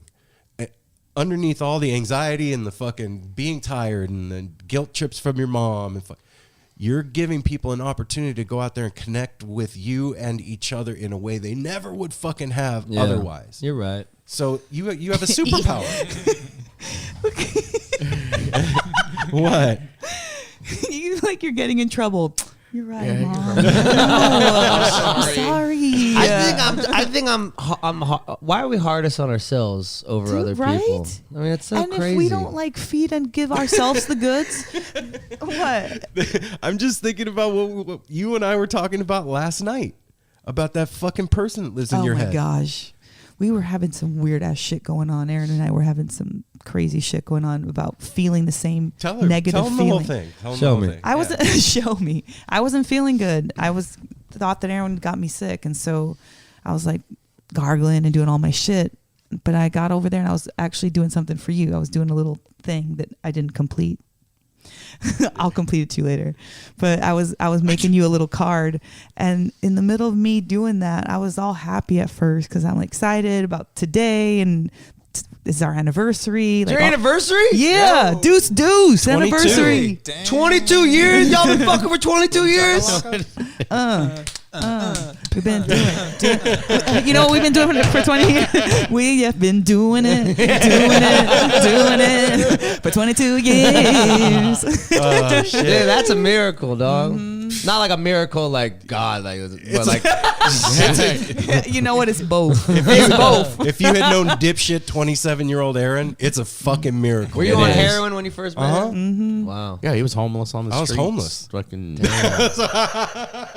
Andy, he was even homeless Apple's when we like, got I wasn't married. hanging out with that. I wasn't even hanging out with No, him. that's the only time in our life we didn't hang out. He was. Even Apple didn't want any part of it. I was gone up in the mountains. Yeah. Hey, you got $1? Oh my gosh! But I was saying a story. Does Aaron got a big dick? Aaron's got a satisfying one. So it's not big. It's satisfying. Yeah. During But the I heroin years, definitely wouldn't call it small though. No? Yeah. Thanks, babe. Dense. Yeah. I feel hot. Is that I cannot tell a lie. You were telling like me a- about the voice in your head. It's a baby I was telling you Not about my the, dick. yes. I was trying to make a fucking present for you. I got all fucked up in my head because I was like, you ain't shit. You can't. about like what I was just doing on you. Yeah. I'm venturing to do my own thing, like She's all starting the her time. own business. Yeah, I'm Yeah. starting my own business. But you know, you get fucking scared. You're like, nobody wants to come see your ass. Nobody even knows about you. And that shit started coming into my head. And so I walked out and I was like, man, fucking, I feel like this is like the day after you roll. But I wasn't even, we didn't do anything. And so he was like, yeah, me too. And then Dude, I was like, sitting. I worked from home yesterday, and I'm sitting in the living room, and under the coffee table in there is a fish book and a Grateful Dead book, like coffee table books. And I was sitting and working. I'm like, just like taking a break for a second. I'm like looking at the books, just sitting. I'm like, in my head, everything you're into is bullshit. It's all transient. It doesn't mean anything. Everything you do doesn't mean anything. And I heard it like as somebody like said it to me. Yeah. And I stopped and I was like, fuck you. Shut up. Go fucking live somewhere else, dude. Did it work? For a while. Sure. It works for a while. I don't know. Is he always there? Gonna be there? That dude's a punk. And Yeah, that my dude does that too. yeah, and so Mel says, or actually Ryder said it last night. He was like, think about if somebody you didn't know walked up to you and said that to you. What would you do? I'd fucking knock him out. Yeah, I'd be like, whatever, Yeah. bro. Dude, you don't know. those are fighting words right Yeah. there. Fuck out my You're face. a punk. Everything you're into is bullshit. Like, Yeah. man. What? Yeah, that's like I get fans like the haters are coming now. Now that we're Oh, we're yeah. popping, we're popping a little more. And, That's a thing? Yeah, with more success. Oh, fuck I bet. yeah, For dude. real. dude. It's crazy. Tell you know, me like, about it. I want to hear about it. Oh, dude. Yeah, because I knew it was going to happen to me. Like, I hang out with, like, my homies are, like, Pigeons and Twiddle. And, you know, like, I love those guys. I'll fucking fight for those Fuck yeah. guys. I will kill some. People talk shit. Fuck them. Yeah, I'd kill them. I'd kill someone for those guys. No disrespect. Don't try to at me. But, you know, I don't know. But then you look at the chat rooms and they're getting shit talked. I'm like, but like, so you have to find the shit. Those are though. unhappy. No, Those are no, unhappy. it's legit. They're doing it. You know, they're not as much. You know, it's like, but they're coming now. They call me like the Flava Flav of the jam scene, or like What? Dude, I don't even match. I don't even match. But like, one thing that pisses me off is like, oh, he's just a good entertainer, and doesn't like they don't. Yeah, And that dude just went to work at the sawmill. Yeah, he was late to his shift at IHOP. look, He's depressed. We and don't gotta jealous. disrespect this other guy, but you know what I'm haters, saying though. haters I will. gonna hate. You know Yeah. what? Taylor, Misunderstanding. Do you know what Taylor Swift said? Tay-Tay. What? Haters Shake gonna- that shit Shake it off. off. Shake it off. It hurts your feelings, man. I know. But, like, I you get my know- feelings hurt too. You can have 2,000 people compliment you. That one fucking person Yep. That's the one that will spiral you sticks. into saying this isn't worth it anymore. You know, like your brain. Yeah. Because if it's just one guy saying that, but there's 2,000 other people who are saying they love me and I'm helping them out. You don't hear that. You don't hear that once you hear that fucking one guy saying, you know, whatever. But I think that's just human nature,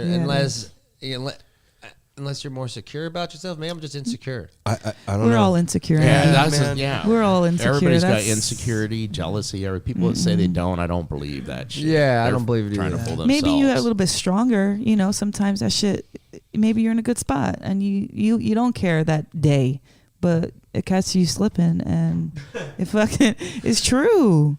It's true. It is true that, and it's sneaky for me. It's sneaky. It hits me at those times when I'm tired, when I'm hungry, when we're fighting, when I'm vulnerable, and then that's when a hater or a punk is going to come at you. They're going to wait Yeah, hit until you from you're behind. weak and be like, "Let's go, motherfucker!" that dude chills out in the Yeah, back of the crowd, just exactly. watching Yeah. and waiting, like, Oh, now's my chance. I'm a It's the pussy. lion I'm going to watching go the pick flock on to him. be like, which one's got a limp? Which one can I pounce on? Yeah, Who's in their weakest state right now? Yeah. Go for that baby one with 3 legs. Andy, I want to know about your last tour that you just went on with Big Something. The World Rumble. Hell, So was there a yes. winner?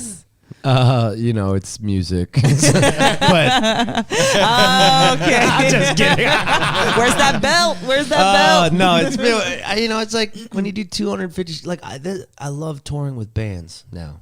Okay. It's like with no egos. Like we go back and forth.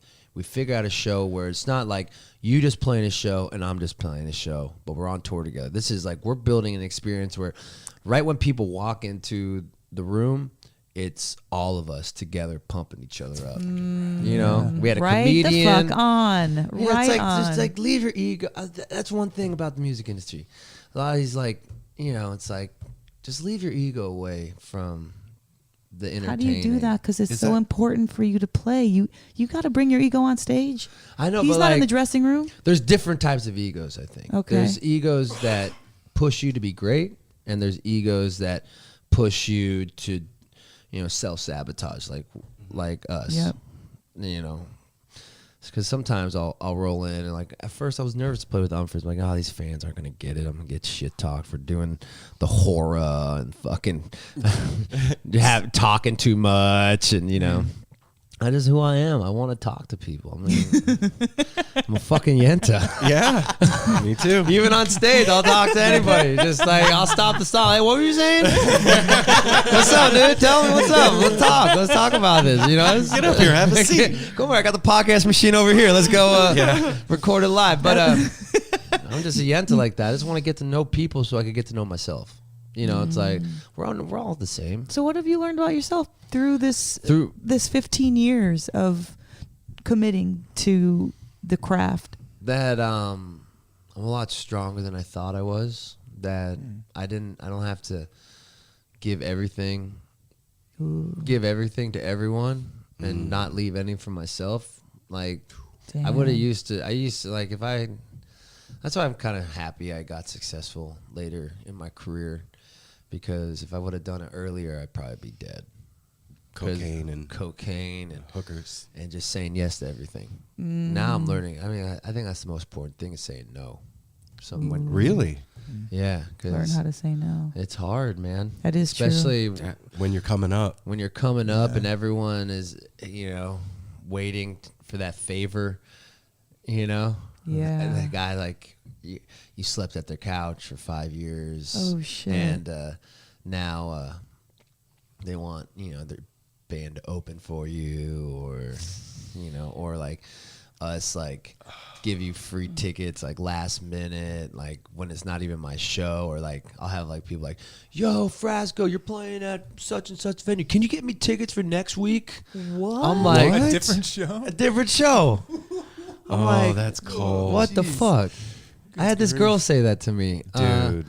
That's not good etiquette, honey. That's the Vegas mentality That's not right there. good etiquette. That's a Vegas. Well, yeah, that's how, like, if you knew somebody that works at the hotel, it's like, yo, can you hook me up with VIPs for this club? Yeah. You know what I love about my mom? Okay.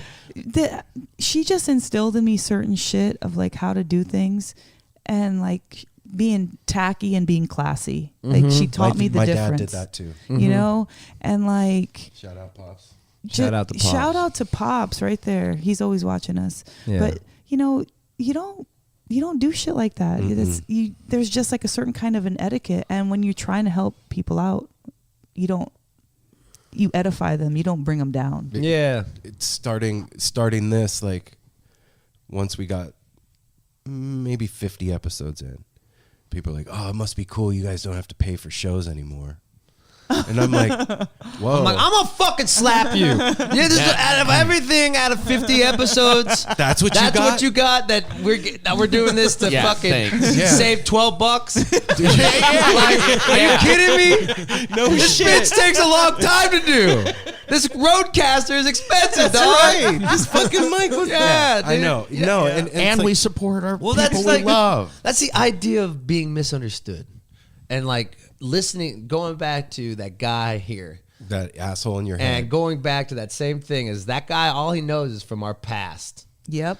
and Past so shit. he's just triggering from what made you anxious, and you let him fucking ride you when you were a kid, and you just like you tell him to shut the fuck up is so healing because It's hard. It's so hard, dude. I got to check myself every day. Like, you know, like right now I'm on high alert on anxiety. Like, oh my God. Like ever since I got triggered 4 years ago, I'm like, when's it coming?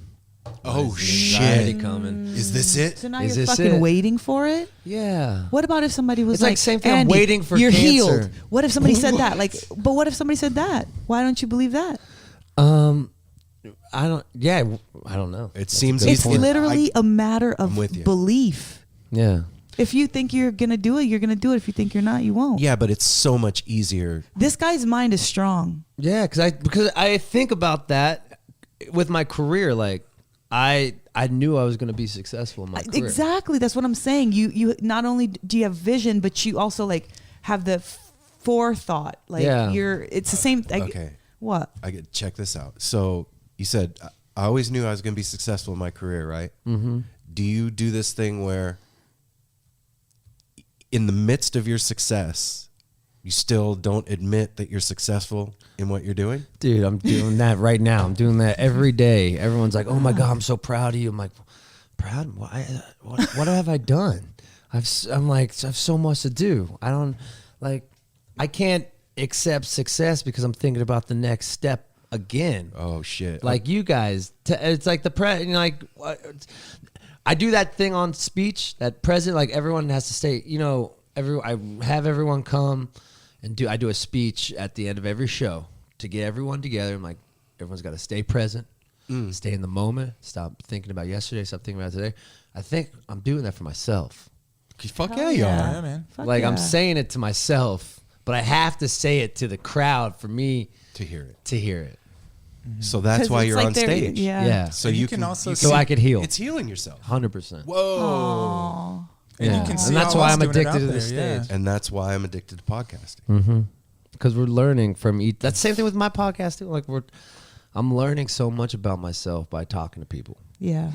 and It does. It's therapy. We talk about it's rare. man. It's rare, but some weeks we don't have an interview or anything. We still do the intro, but when we miss things, we all get a little funky. We all say it when you crack the mics again. It's like, oh, it got so much to talk about. You feel like that after a break from touring, and then you get on stage again. Oh, the dip days, dude. Explain dip day. You said that earlier. I don't know the term. The dip day is kind of like that day after the ecstasy hit. Oh fuck. It's like I'll roll in there after a tour, get home, watch some porn or whatever, or get relaxed for the day, and then from there the next day I'm like, oh shit, I'm bored.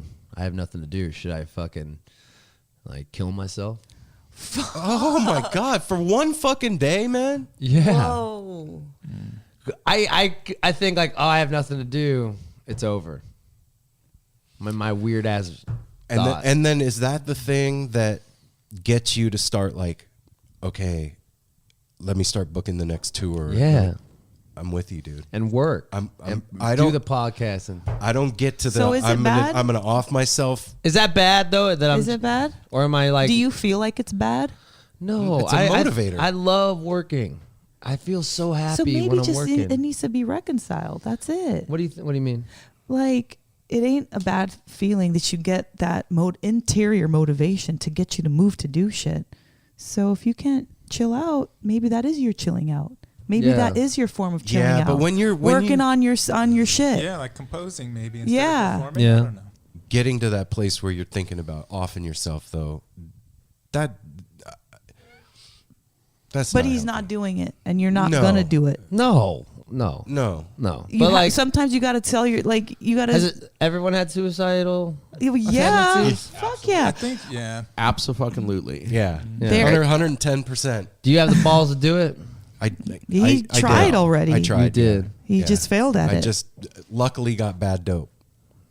Oh, you tried to kill yourself overdosing? Yeah. You were planning on overdosing? I did it. I mean, I literally did it Holy. and woke up the next day.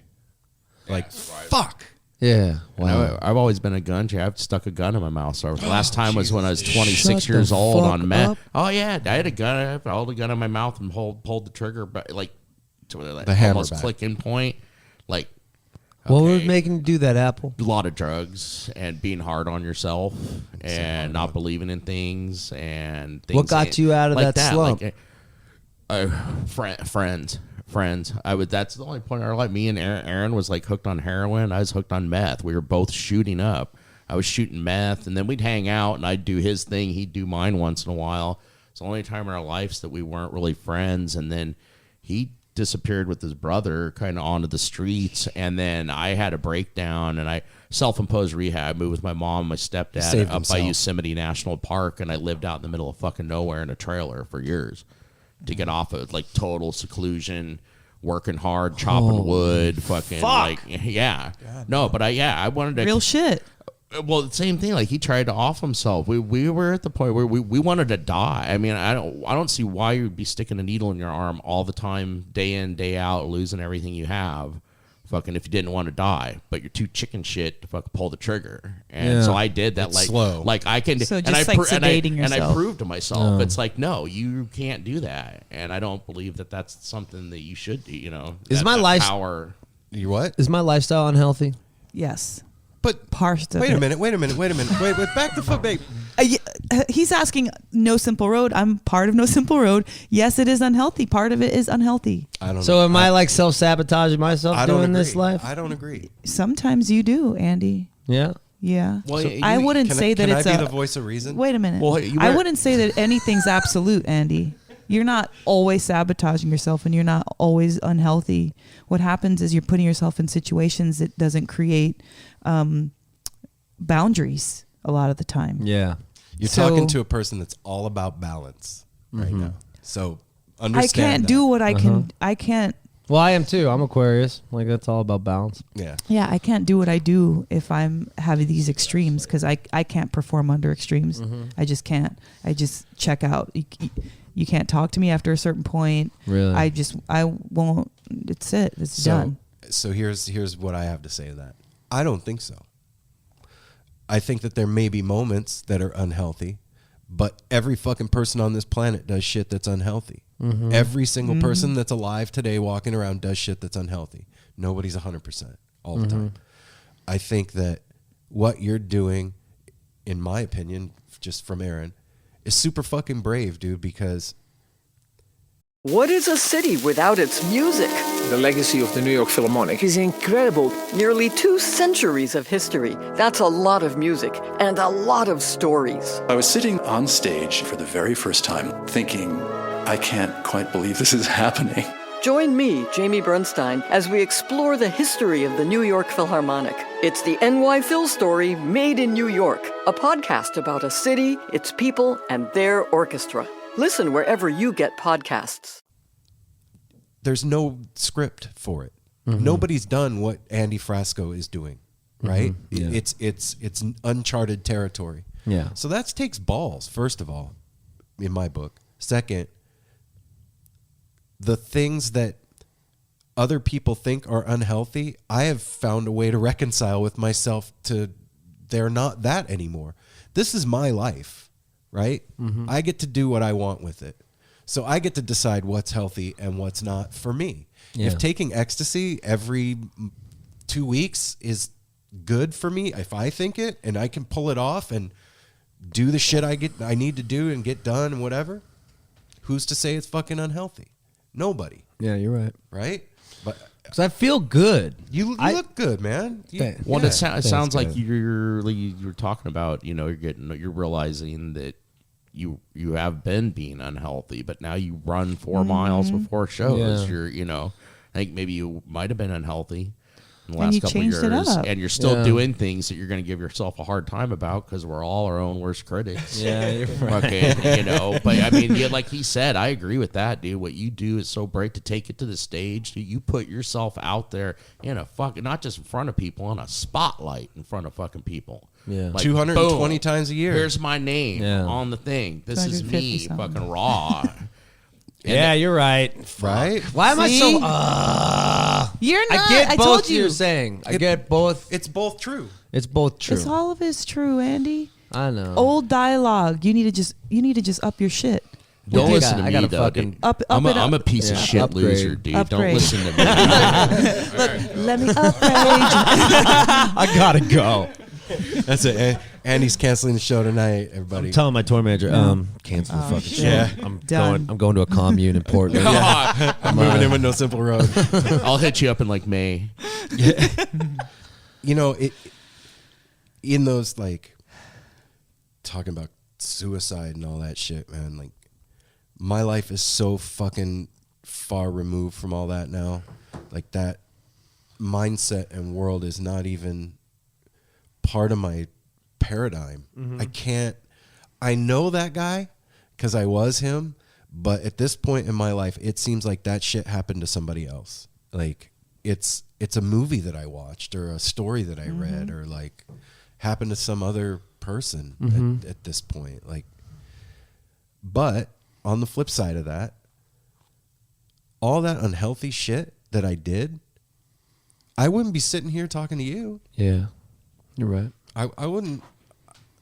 I'd be that scared kid. Fucking. How about just be proud of yourself for 2 seconds? Yeah, man. Shit. I know. 2 seconds. That's Stop it all. Be like, damn, Andy, you fucking killed it. You're touring with Umphreys. But why is Come it? on. Why is it? Yeah, I mean, I'd love to do that, but why do people take that so offensively when you're pumped up about yourself? Because they don't know how to do it. They don't know how to talking do to? it. Who are we talking to? Chris Dyer. Chris Dyer. About the Even- difference between confidence and being an egotistical dick. That's- And there's a fine line. No, it's not an egotistical dick. Everybody knows what that is. Everyone hates it.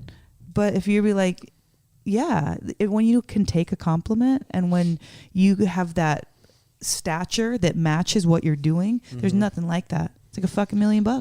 And to me too, that's what haters are all about and stuff. Is they don't like happy. Like you mentioned earlier, I fucking love that fucking Twiddle, dude. I fucking love Mahali, Twiddle, and everything. And they take a lot of shit from people for fucking what? For being upbeat, happy. For being fucking happy. Yeah. You know, and that's like the most Eat haters shit. and critics and shit. That's their problem. Is they're not happy. So they're just.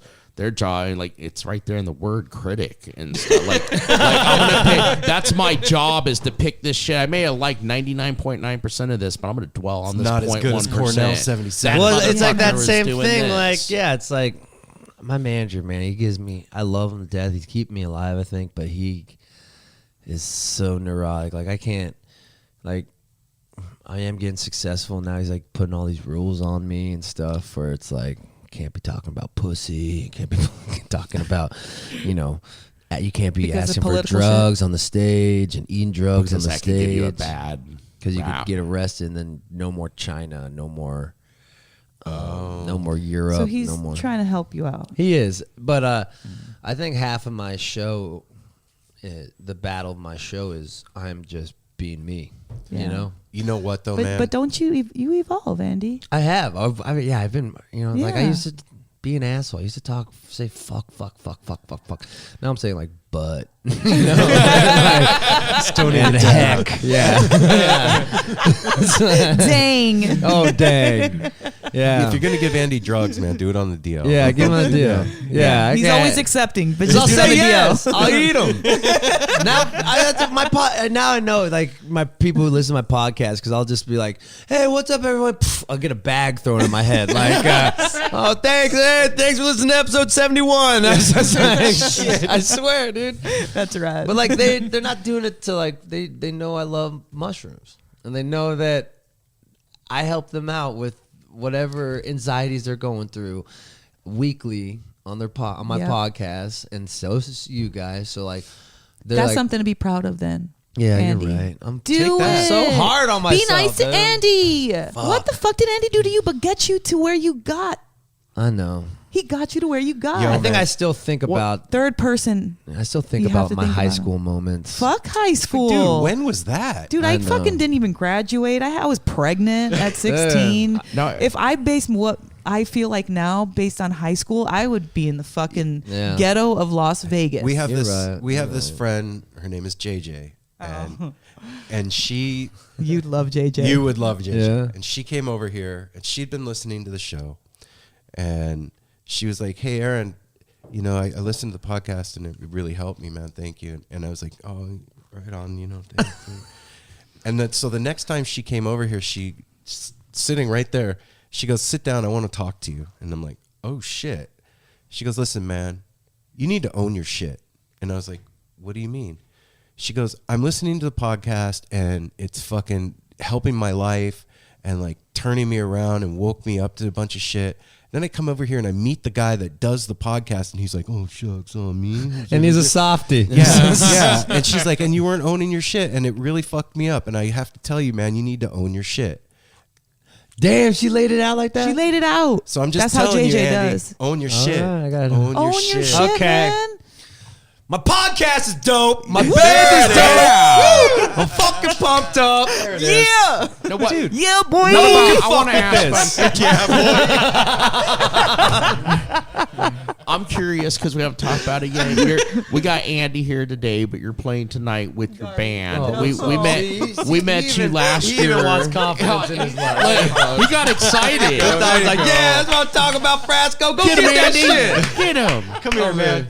I love this. No, keep this dog here. It's my safety blanket. What I'm curious about What do you got? is your backup on the road, your band, man. Yeah. We met you guys last year. We went out to dinner with you and fucking hung out and shit. Yeah. Those guys are fucking cool as shit, dude. Man, The G ride or Lady dies, brothers you got man. around Ride or you, dies. dude. Name the band. Ernie Chang, Sean Eccles, Andy Avila, Floyd Kellogg, Chris Lawrence, and the sixth man of the year, our tour manager, Joe McDermott. Dang. Has the bass player conundrum been solved? Yeah, we got two bass players. One guy is going to be doing like the miscellaneous stuff. And have I gave you guys my new record yet? Did I send you the link? Okay, I'll do that today so you can hear it. But yeah, the guys are great. It's a weird transition. I'm the last single dude in the band. Everyone's married. I say Sean just got married. Sean got not too married, long and ago. Ernie's dealing with this girl. Things. Yeah. And it's like we're having a little thing between me and Ernie, or it's like he's having a hard time right now because he doesn't know what he wants. Does he want to? His girl's giving him a hard time about him being on the road so much, and he also is so loyal that he doesn't want to offend me. And It's a real reality right there. That's tough. What about if you found somebody like that you were that impressed by? I don't mean it like, no, you can't be on the road, but like, would you take the chance? I keep on thinking about that. I've had two girls that I thought were it, and I just didn't have one. I fucked up bad, and her parents were on that Malaysian air flight that got. Fuck. Oh shit. Yeah, where the rocket blew up. Yeah, and I was like, this girl is so cool, and so she gets me, and she's stern. She's Dutch, and we're talking, and I was finally not like fucking everything. I was like, I'm gonna commit to her, and then the accident happened, and I like, how do I help her when I'm always gone 10 and a half months, a year? That's a hard thing, watching your parents pass. So kind of let it go. Now she's married, and then so it was like kind of like maybe that's it. And so I overthink it, and then another one was just recently, really. Or no, not recently. No, there was another one, 19. I flew to Italy to propose to her. What? Yeah, because I'm like, that's how I am. You do everything big, Andy. I go. You go I'm fucking going. go. I'm going. I got it. I'm like, I want to be like that Love Actually movie, dog. It's just like holding signs out of the door, like, you complete me. Yeah. I've just always been a lover, man. I don't know. And I think that's the hardest task is like Ask his accepting teacher. love. Yeah, that's why I'm banging my teachers and shit, dude. I'm going to learn how to love. You don't teach me. You don't teach me, Miss Crocker. That's what that Pathfinder heard. Yo, dude. You don't teach me today. Dang, Miss Crocker. Well, that's how it is. I'm so inspired by people who I respect. Throw a couple names out there of just random people that you respect. That I respect. Yeah. I respected my old roommate in Brooklyn, Susanna, because she let me in. I was broke as shit trying to make my first record. I got fired from Atlantic Records. And I was like, fuck, I'm in New York. I'm in Brooklyn. I can't ask. My mom said, you got 1 year. I'm giving you $1,000 a month for 1 year. And you're done. You're on your own. You better go back to school. I'm like, fuck that. I'm going to figure it out. I got like 4 jobs, made this first record, Craigslist, all these musicians. But because of that, I put everything on credit cards. So I was like living off of weed and like soup. And my neighbor was like, she was cool. She's like this old lady, lonely lady. Let me in. She got me smoking cigarettes and shit. And it was just like so cool. I was living this New York vagabond life. And, you know, we never fucked. And I think that's why I got close with her. This is the thing I'm having too. People, if I want an asexual woman who doesn't fuck, or she's fucking, you know, somebody else, whatever. That's the whole married woman thing. You want the emotional connection. But married women know how to give emotional connection because that's their job in a marriage. So yeah, you're right. That's really what you want and need. Yeah, because you can fuck whatever you want. Because when I come, I'm done. I'm over it. Really. But after I come, I really like a girl, and we have these great times. And right when we fuck, my brain just disconnects. Boom. And it's okay, over. What's next? Yeah. On to the next. Yeah. You think that's what it is? That was the encore. Next stage, next room. Thank you, Seattle. Boom. Lights out. Curtain drops.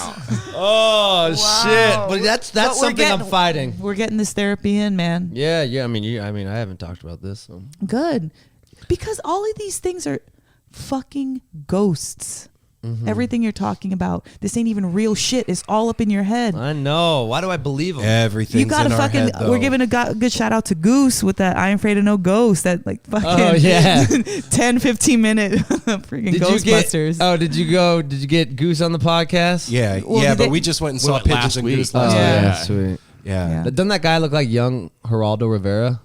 He reminded Mel of Revenge of the Nerds. Yeah, I felt bad. I interviewed them not knowing who the fuck they were, and that was one of my worst interviews, I think, because I just didn't give the other guys time of day, Peter, and I just thought, I thought they were narcs. I didn't know who they were. They just showed up in the scene so quickly. I'm like, so who are you? You narcs? Oh shit! Well, and they have like. They're blowing up and quick, like whoa. Yeah, so I was like, kind of like, fuck. Well, I fucked up. I was reading the chat rooms, the Goose ones. Cause normally, it's like, that's the thing with me too. When I don't trust that I'm gonna learn something, I talk over people, and that's one thing about interviewing. When I'm making a show, if I don't trust or respect the people, when you don't know them. You don't know if they respect. So I will just keep talking over them like I'm teaching them a lesson, which is fucked up. And that's always been my problem. And I don't think that's a problem. But like it is when you're interviewing. When you're supposed to be interviewing people, that's a fucking problem. Yeah, the big problem. Okay, I guess I should qualify how I mean it. Like, sometimes you're there for a lesson for somebody. Yeah. Sometimes you are the one that's put there to make that person trip. I'm not saying it's a good thing. I'm not saying that. But sometimes we're just there. Like, yeah. Sometimes, we all had if to somebody's learn that cocky and that whatever, and you do that. And we had to learn that too. So it's and Shut not the fuck up. not pointing finger. You guys more than me. That these two I got pointed out. It's like listen back to podcasts. Like Melanie or ask like, hey Andy, what's your favorite color? And you'd be like, before you even got it out. So where do you live now? Yeah, I do that like too. Not letting them even get to like spark that memory and start talking about that subject and finish it. We've learned to wait for wait until there's a silence. But in that life too. Oh, dude. Just listening. We don't listen. We have these things of what we want to say. Everybody's forming. Yeah. Well, like they say. And we will say it. You're just waiting your turn. Yeah, you're formulating. Oh yeah, you like blue? Green. God damn it, it's fucking green. Yeah, that's what most people do. You're formulating your response and not paying attention to what the other person's and I'll do that saying. too. I'll be like, I'm like, oh fuck, because I don't like taking notebooks on for interviewing. So I'm just like holding this question while he's telling us a 3-minute story. Or if like some people, some interviewers or some musicians just ramble and they'll go here, and you got to kind of like herd the sheep back into there, but not interrupt. And that's what my producer tells me all the time. Like, your best interviews are when you shut the fuck up, you listen, and you're present. And like O'Teal, did you guys listen to my O'Teal interview? I didn't finish it. I thought that was my best work. That's what I was gonna ask. Yeah, I thought for just interviewing, just like getting to know someone I don't know anything about. I didn't know anything about O'Teal. Such a I sweet knew guy, Colonel too. Bruce. I knew he was friends with Colonel Bruce, and I knew everybody respected the fuck out of him. So like, I had to listen, you know. And I feel like now I can't wait to hear it. It's I'm really proud of it. That's one I'm good. But it's fucking hard to listen, man, because you listen to yourself all the time. This fucking poisonous fucking person in our head, in our stomach. I'm like, oh my God, why the fuck is he here? Why is he in my body? But I'm listening to every goddamn thing he's saying. Yeah. And I take it to heart. I don't know. I don't know what it is. And I think the trick is learning how to recognize that dude and telling him to shut the fuck up. Get out. I know. Well, that's going back to ego. You know, like, it's the same thing with the Goose thing. Like, before I got to know them, now I know them. And they're nice fucking guys. I'm just in my head. I was just jealous. They're popping, and I wasn't popping. You know? Is that what it was for real? Well, at first, at least part of it, obviously. Well, yeah, or just I think it's also like when people like, hey, you got to interview this guy. You got to interview this guy. You got to interview this guy. And until I believe I'm like, I don't want to interview anyone anymore until I know what we're going to talk about. Like, like what I see in the person that I could, pull out, and we could start having a real conversation. Like, that's hard to interview somebody you don't have any connection when you try. I mean, you guys have to do that shit from the phone, dog. Dude, fuck all that. Y'all are crazy people doing that. And I'm the worst of all because I don't fucking know anybody. Yeah. Oh, you're always doing it in person. I'm not going to do it. Okay, I didn't know that. I could see them because it's like the same thing as a crowd. I'm not. Well, it is more of a connection, obviously. But wow, I didn't know you did them all in person. That's I had to. You know what, Andy? I think it's easier for us because it's us. There's three of us. We have a posse or four already. of us. So if I'm in a conversation and I'm like, I don't have anything to say, I can look at Mel and go, I do that shit all the time. I get stoned and I forget what I was going to say. Many days, one of us at least isn't completely checked present, all the way the fuck out. and the others cover it. Oh yeah, like now, like that's why I hate doing interviews at festivals. Because I'm half drunk, I'm on fucking mushrooms, and like this is the only because I'm at my show. We're playing 4:00. We're not the headliner yet, so we're playing during the day, and I'm drinking 6 beers and a half bottle of Jameson. All of a sudden, I have to be like, so tell me about your life. So it's like, what the fuck am I? I'm a crazy person right now. I'm listening. No, really, I'm listening. Yeah, my eyes are fucking twitching in the back of my head because I took too many fucking mushrooms from the crowd, and I'm just like really trying to like. It happened with Corey Wong. He's like, I interviewed Corey Wong, and I was tripping so hard, and his manager was there, and he was like, every time I try to ask about like religion, because he's pretty religious, or like understanding like who the fuck he is, and it's like, because all I know him with Wolfpack, he's like, the manager's like, no. So I was like, what? You can't be in this. I can't have anyone be, because that just starts thinking like, I can't ask anything. Then I go back into, and then it's just a boring interview. Like, hey, what do you like about the guitar? What's your favorite color? Yeah. I'm like, God. What kind of guitar strings do you use? Yeah, because like nobody gives a shit. That's like, thank God there's podcasts like this. Oh, thanks, man. Seriously, because like not a lot of people ask me to be interviewed. Like, maybe that's intimidated, because you are a showman and you conduct the interview also. So when are you ever the receiver? Yeah, I guess so. But it's nice to talk about all this stuff, because normally I'm talking to them, and then from the interview, the opening segments are basically themed from what we talked about in the interview. Yeah, that's so. Because I backlog a lot of the interviews because I'm always busy. So whoever is giving me the time and what day I got to do it, because this shit's important. Talking about all this stuff. It is, man. Yeah, it is.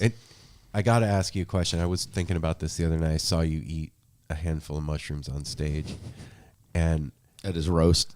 thing that we Oh were my talking. God, That was your so roast? funny. Oh, so good. Was that cool? He goes, literally 3 minutes ago. He just say, and you're like, nah. And it shows the footage of you taking it back. But I'm just wondering, have you ever been on stage and come on way too hard and tripped out during a show? Yeah, not with the mushrooms, but with cocaine. I used to take coke before the show. That was when I was just... I'm Rick James, bitch. Oh, God. I was like going to autopilot. That's why people like were in like my old Frasco shows like, oh, he's just a fucking one-trick pony. Because I was on coke and I knew one move worked. You know, it's like, ta-da. Here we go. Let's do the fucking horror, everyone, for an hour and a half. You know, like, it's like, fuck. And so then I started getting typecasted as that, and I'm like, why is this triggering? Oh yeah, because I'm on cocaine, and when you're on cocaine, you're not connected. No, you could talk someone's ear off, like it's just like fuck. We're partying too much. I heard you say something. I think it was with the Caleb interview that you're like, fuck. I'm not even connecting with my own people, my band. Yeah, man. What's up with that? How can you be so close and yet so far? Because everyone has what they're in the present, but they're dealing with so many other things, like their girlfriends, their house, or their day-to-day their shit. day-to-day. And me, I'm just thinking about us. I'm thinking about this band for a week from now, or like my day-to-day schedule is wake up, I go to the gym, and then I'll answer my 200 emails I got, and then text message everybody. That takes about an hour or so, and then I'm confirming shows 8 months in advance. Then I'll get offers. My agent will hit me up, my manager. All right, here we go, blah, blah, blah. Then I'm like, I just say yes, because now it's all big shit. Like, we're going on Bonnaroos of the world. Hell yeah. Fuck yeah. Congratulations, man. Thanks. Fucking It's congratulations. cool. Yeah. But I'm burning these guys out, and I know it. I could do it. I could stay on the 'Cause road it's like just Willie. you. I could do this shit. Like you said, it's what you I want could to live do. on the They road. got other lives. Yeah, and now things. they got girls who need them there and shit. Complicating shit. Yeah, we're not a fucking. It takes a lot to keep a girl. It does, and It I'm also like, takes a lot to keep a band. Yes, it does. I can't Both. believe we made it through all the partying we do, and we've only fought. I've fought once. I've like gotten in a fist fight with Sean. He would start fucking my booking agent in Europe, and I was so fucking salty about it because I know Sean. He was like a stick man before he met his wife. He was just a playboy and fucking salt. And I was like, I know this is it. This is fucking it. We're done in Europe. They're fucking. And I started doing smirky shit like, oh, she just starts showing up to all the shows and shit. I'm like, fuck. All right. So I got drunk one day. Just said something. Said the wrong fucking and thing. he jumped out from the fucking front seat with his hands on my neck saying, I will end you. I'm like, yeah, he must have stepped over too much. And then we communicated about it. And, ever since then, he's been a one-woman man. It's unbelievable. I mean, we needed that conversation. Obviously. Because it's like the same See, thing we were with talking the about drugs. that catalyst thing earlier I was talking about. Sometimes you got to be that for somebody. Yeah. And, it's like, I think about that too. Like, who's that person going to be that for me? Because I give out so much to everyone else because I'm afraid to need that catalyst. I want it. Dude, you never know who it is, Andy. I know because I got to stop looking. I try to find love every day. And when I look, it's like, I'm just like, grabbing whatever I can get because I'm fucking lonely. When you're looking, is that Man, it? Is that it? That's not how you need to go out, Andy. I know. I just don't see you going out like that. You're going to have a bad bitch too because you're doing badass shit. I need a bad bitch. That's the name I of the want a next bad single. bitch. I need a bad bitch. Andy Frasco needs a bad bitch. If you got one, send it his way. No Simple Road Frasco collaboration. Bad bitch coming out next week. You know what, man? I see a lot of similarities between the way you think and the way I think, and and the way that you run your business and the way that I do this. Yeah. Yeah. Me and Apple are the band. Yeah. I do, man. Like last summer, I'm like, we're doing this festival, this festival, this festival, this festival, this festival. We're going to fucking do it. And by the end of the summer, we're all like, I'm like, fuck you. I want to see my grandbaby. Yeah. I'm talking about the kids. And he's like, let's go fucking. And I'm like, and look. I'm planning into 2021. No, dude. Fucking, and she's like, hey. Because chill out. I like to live my life. I like to do what I want to do with my time. You gotta And take care of yourself. exactly. And if I want to go visit my daughter for a fucking week, I can't do it because we got a fucking interview. And like, fuck that. Like, no, you could do it. Well, I no. won't get upset. Yeah, right. He won't. I won't pout. But yeah, Andy, what's going on? When do you need to go? Because we got you for a while. So I'm gonna stay here until I'm just texting right now. What time do I need to be there? I'm having too much fun here. All right. Honestly, though, but how long have we been going for? Hour and 19 minutes. Oh, we still got another 2 hours, dog. the same shit. No, but like, this is very therapeutic to me because I feel like you guys understand. I get it, man. I do. And like, I can't really talk about this a lot to people without them thinking I'm crazy or if they think I need to go to rehab. You know what? You're in a unique position, Andy, like just your lifestyle. And we were talking about it on the way up here. Like, Aaron's family's always been in the entertainment business. That's just what we know. Mm-hmm. And it's always been on the backside. So we see the entertainers from the other side, when they're not on stage. And they fucking need love too, man. Yeah. They need to be like, good job. They need somebody to be like, I got you. Here's a fucking basket of treats. Here's a fucking pet the dog. Like, this stuff is therapeutic. That was always my undertone for being part of the show, is like, we're going out there fucking celebrating our anniversary, fucking tearing it up because of your music. Mm-hmm.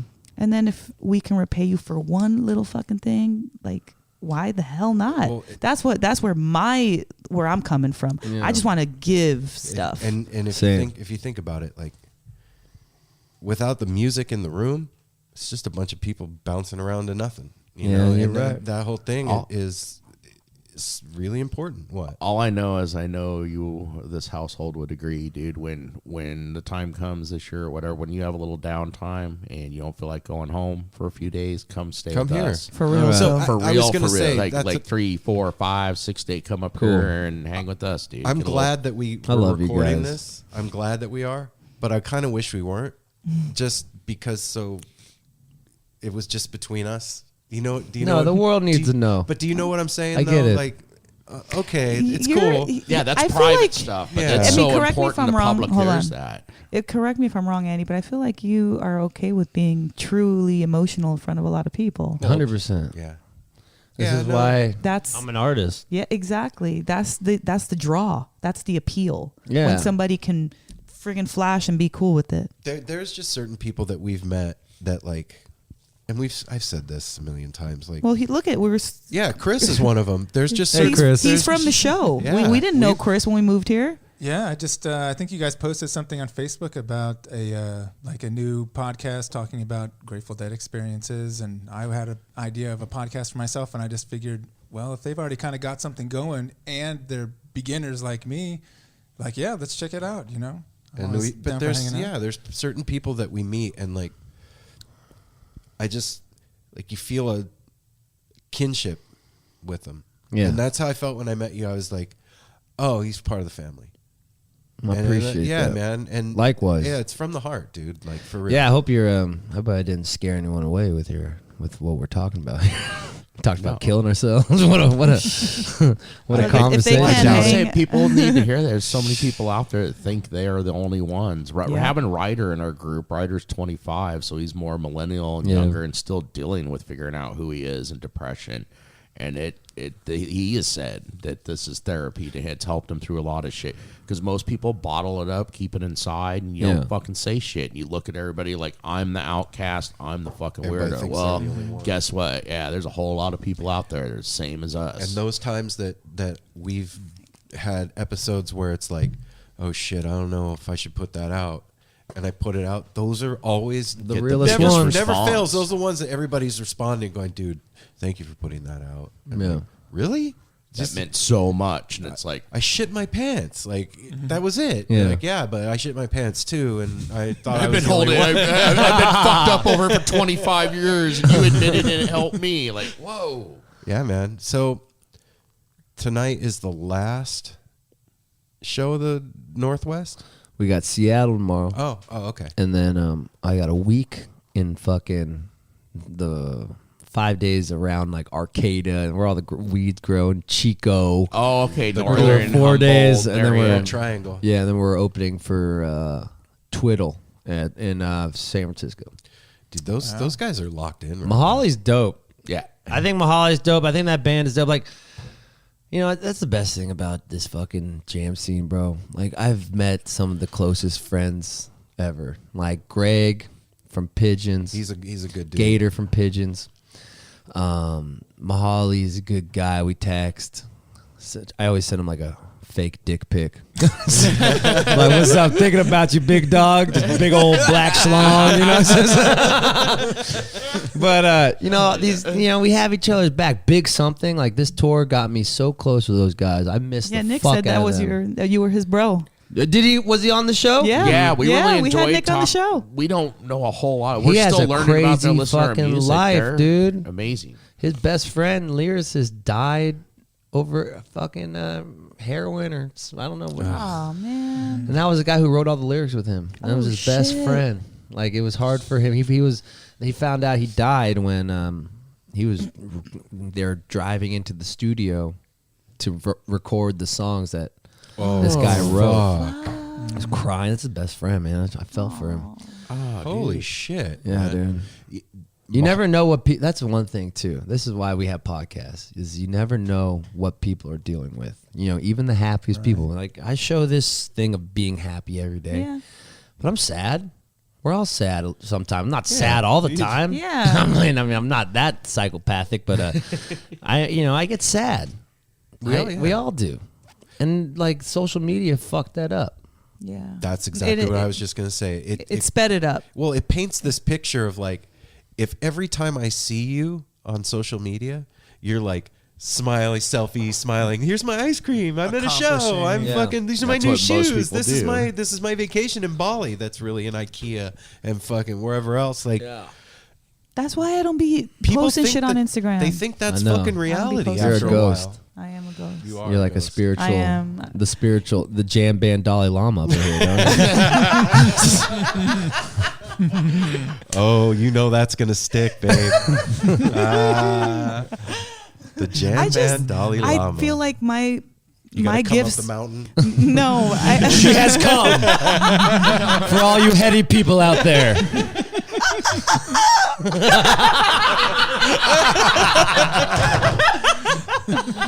Oh, I could talk to you guys for fucking hours, dude. All right, man. All right.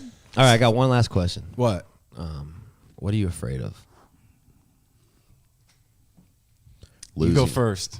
Okay, as I said, I'm afraid of going first. Thing I'm most afraid of Talk to me, is Apple. death, not mine, other people's. Same. Losing people. That is my biggest fear. I've Same. lost people. I've lost my sister in 2012. Losing people is what scares me the most. Yeah. And that is that thing like you talked about, of not letting people get too close to you, of letting that intimacy come in, because it's going to fucking hurt when it's gone. Yeah. So that's mine. That's truth, man. What about you? I was just listening to you guys' last episode. I can't remember the name of the woman you interviewed. Karen. Lasher. Yeah, and I was really digging on a lot of stuff she was saying, and one of the things she was talking about was being afraid of your own like size and strength and power and talents and skills and stuff like that. And I think that's one of my it's a real background fear. It's not one that petrifies me every day, but it's like a slow lingerer back there of like not living up to my I'm 45 and I'm working on my 6th podcast episode, and the music I've composed for it I haven't put on there, and how long is this going to take, and that fear of like not being able to to just fulfill the dreams in your head.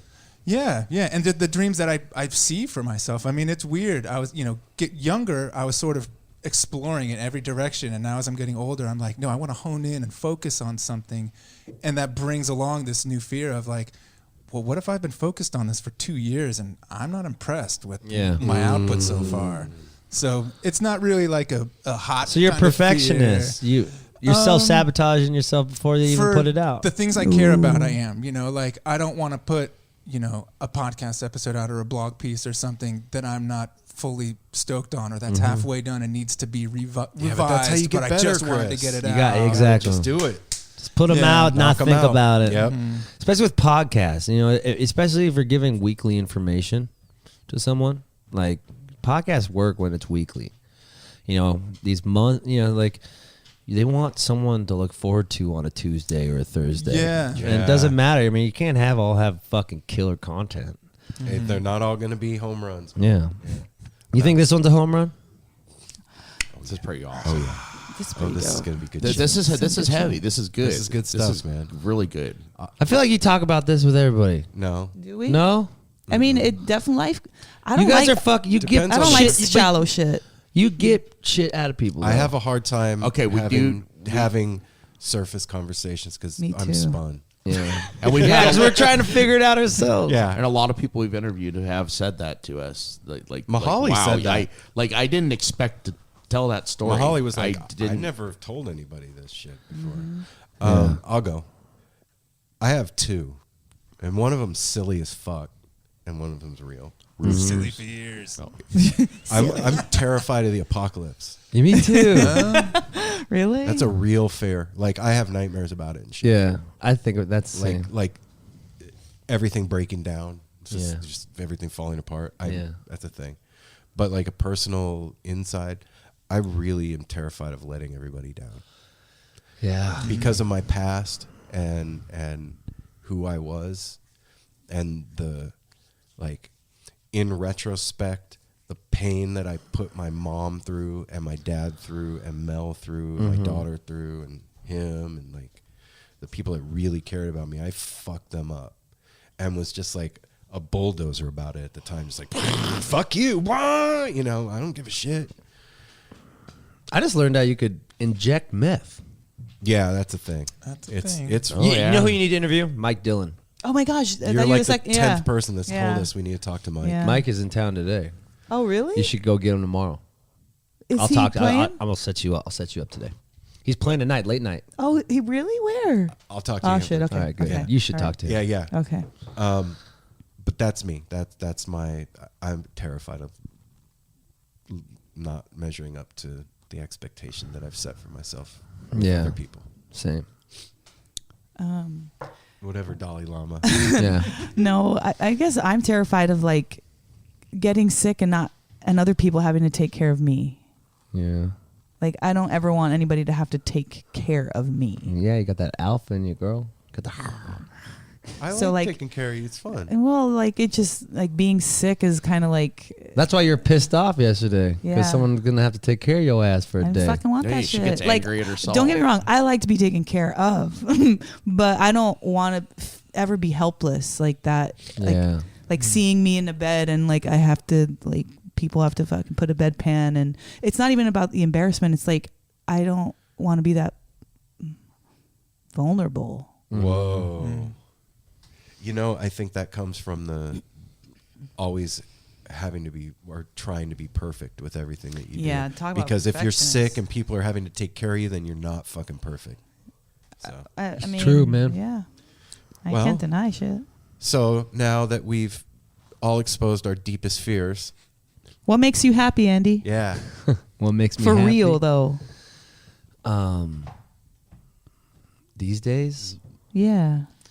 I like when Pina colada. No, God. Sorry. this is Andy. taking too long. I know, but I'm really trying no, to it's think not about taking this. too long. I want a No. real answer. I don't want the fucking. I think when I try something new on stage and it works, Ooh. badass. and like I think that makes me so happy. Or when I do a podcast and people hit me up on the messages like, "Hey man, that fucking helped me. That helped me so much." You know, I made this. I'm crying about it because it's so fucking important to me. That like I don't want to be forgotten. You know, that's the biggest fear of me. Is like We're all gonna die. It's all inevitable, but it's what we put on our, our legacy that we have. And I don't want to be the guy who was just fucking the drug guy. I want to be a guy who tried to get people to think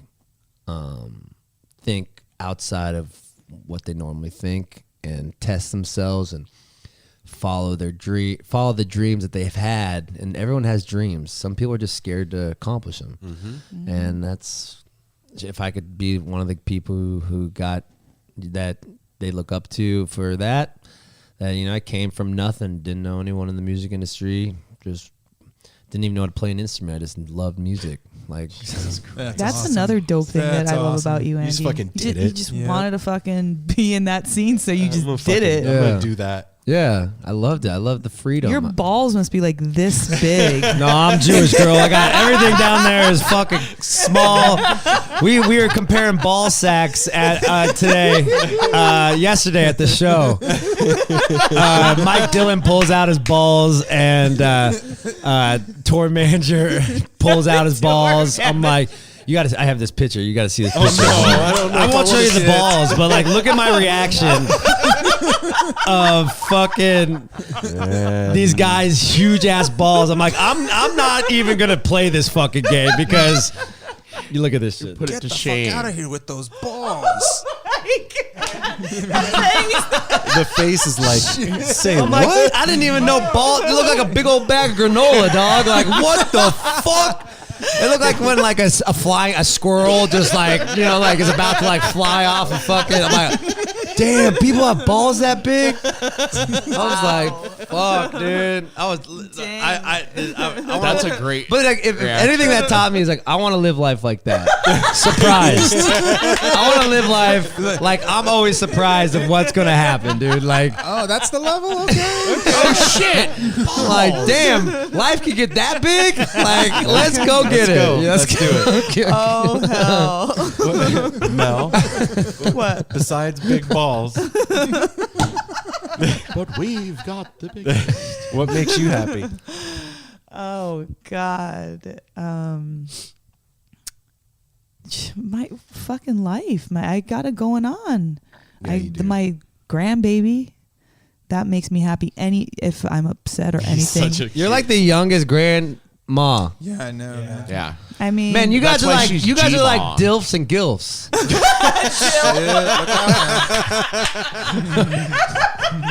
For real. For real.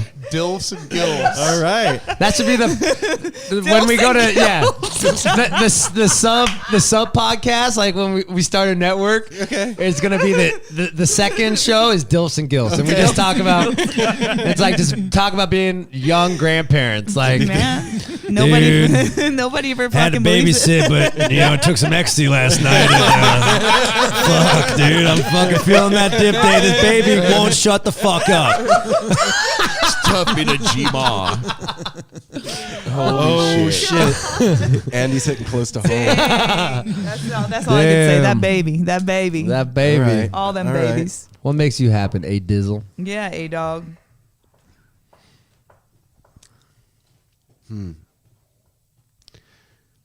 Pass. No. Stop it. This, right? This, yes. That's obvious though. This is gonna sound super cheesy. I'm here. I admitted that I watch Love Actually on the Okay. regular. Yeah, you did. When Melanie's proud of me. Oh, Yeah, damn. dude. Now- That's for real. Like if I know I did it good when she's like, damn. Then I know that shit was dope. Yo, That makes me happy. I'm feeling the animosity right now. Y'all gonna fuck after this. I'm feeling like, okay. That's for real. No, that's real. Man, that's love, right? Yeah, that is. It's like trying to make your partner be proud of you. I hit a home run. If that happens, I'm like, it's out the park. Yeah. And then I know that it's like, I bet she's proud of you that you kicked heroin. Oh yeah. Yeah. Hell yeah. yeah, I mean, I was there for all of it, but fuck yeah. it was not pretty. I fucking bet, dog. You wouldn't have a podcast though. It was not a No. pretty picture. And if we're being honest, I thought it was fucking hot. Like I It was the 90s. It was the That's 90s. what- I was just gonna and say he was my still- Hold on, you favorite. thought like him like No. juicing up was the. I thought the idea of it, like, Oh, yeah. like And I his fucking look, loved and Scott his look. Weiland. I Yeah. fucking loved all those Yeah, 90s dudes, Nirvana. and I was always into fucking white dudes with veiny arms. That was like Yeah. my thing. Oh, wow. And Look it, at 'em. yes, Along comes fucking the skanky Long scruffy. comes, yeah. Hey, what's up? Yeah, Big Dick Aaron over here fucking flopping his big old schlonger when he's high on heroin. Baby, come here. oh, daddy. I'll be the Scott Weiland of your life. Boom. We recorded at Scott Weiland's studio. Oh, really? Yeah, and he was right before he died the same What? week. what? Yeah, Oh, man. and he wasn't looking good. No, you know, he was he hiding. wasn't looking good for a long time. He was taking like psycho pills and Oh, no. and like drinking all day and That was my shit. That was like my Yeah, that when I was little. purple. Yeah. Yep. Apple, what makes you happy? Mine's as simple as music. Yeah, that's true. That's why you're coming to my show tonight. Fuck That's yeah. that. I mean, that's I think obviously I think everybody at this table that has saved my life. It has changed my life. It's molded my life. It's what makes me happy. If you're bummed, if you're in, it's a lifesaver. It's a life changer. is. I'm glad you're still here with us, man. too, man. Got to meet you and fucking keep meeting you. Think about if you would have ended your life. You wouldn't have met any dude, of this. No, I don't know if I would have made it. Yeah. Yeah, we both almost dipped out on each other, but here we are. And this, like I always say, she's our guardian angel. I was out of the picture when they met, but she saved him. That brought me Yeah. back. And, and here we are today. They're a So I duo. can't- Living in a commune. Yeah. We are a duo. We are a duo, and like she's become, like you said, fucking earlier. I just got to say that one last thing about, like you were saying, like about, I've never really in my life until Mel being part of my life had like a fucking like a role model that's a woman other than like my mom and stuff. To have a platonic fucking girl friend, Yeah. it's fucking amazing. She's beyond my sister. Yeah. We do the Wonder Twin activate, like we're at festivals. We're like, Wonder Twin powers activate. And we fucking run off and fucking go merch And I'm like- shopping. Fucking, hey guys, He's wait all up. because he's all serious. He's like, we gotta meet so and so at 2:30, and we do like, I'm like, all right, we'll be back. That's why we're the same person. Yeah. This is why I need, Yeah, man. a loose goose. It's always the bass player who is in my band, who's like, let's just go eat some cotton candy, man. I was like, okay, yeah, you're right. I don't have to do fucking 10 podcasts today. Yeah, you You do know, it. it's time to work. So we got Big Dick Aaron and Big Balls Apple. We got the Dalai Lama of the We jam got scene. the Dalai Lama of the jam scene. What do we got, Chris? What do you got, Chris? What makes me happy? I just like the weird, funky surprises that come up and shit I just didn't see, happening. I kind of out of the blue was like, oh, that Umphrey's show, that sounds like it'd be fun. I wonder if No Simple Road's gonna hit that up. And I was like, well, I'm gonna take Friday off of work and sleep over Friday night, Thursday night. Hey, let's hang out at the Casa de Schapladay, and I'll just play guitar and write in my notebook all day while everyone's at work. And then, if I need any help with Andy's podcast episode, I'll just run whatever they need. And it's So like, live in oh, present. Chris. Spirit and Yeah. experiencing And just new shit. Those, because I don't Constant always have a surprises. lot of faith that there's going to be these cool gifts of spontaneous happinesses, but like, I didn't wake up this morning thinking that I'd be, on the mic with everybody today and everything. And I'm just like, I'll be, another thing that'll make me happy when I'm laying down in bed tonight and I just go like, how the fuck did that all happen? Yeah. That kicked mucho ass, like I do that while we're in the midst of this shit. I'll step outside and be standing outside watching it happen, going, holy shit, man. Yeah. Look what's going on right now. Like, Yeah. did you Fucking ever killer. think that was a thing? Like, Yeah. and that reminds me. That was something I wanted to say to you earlier.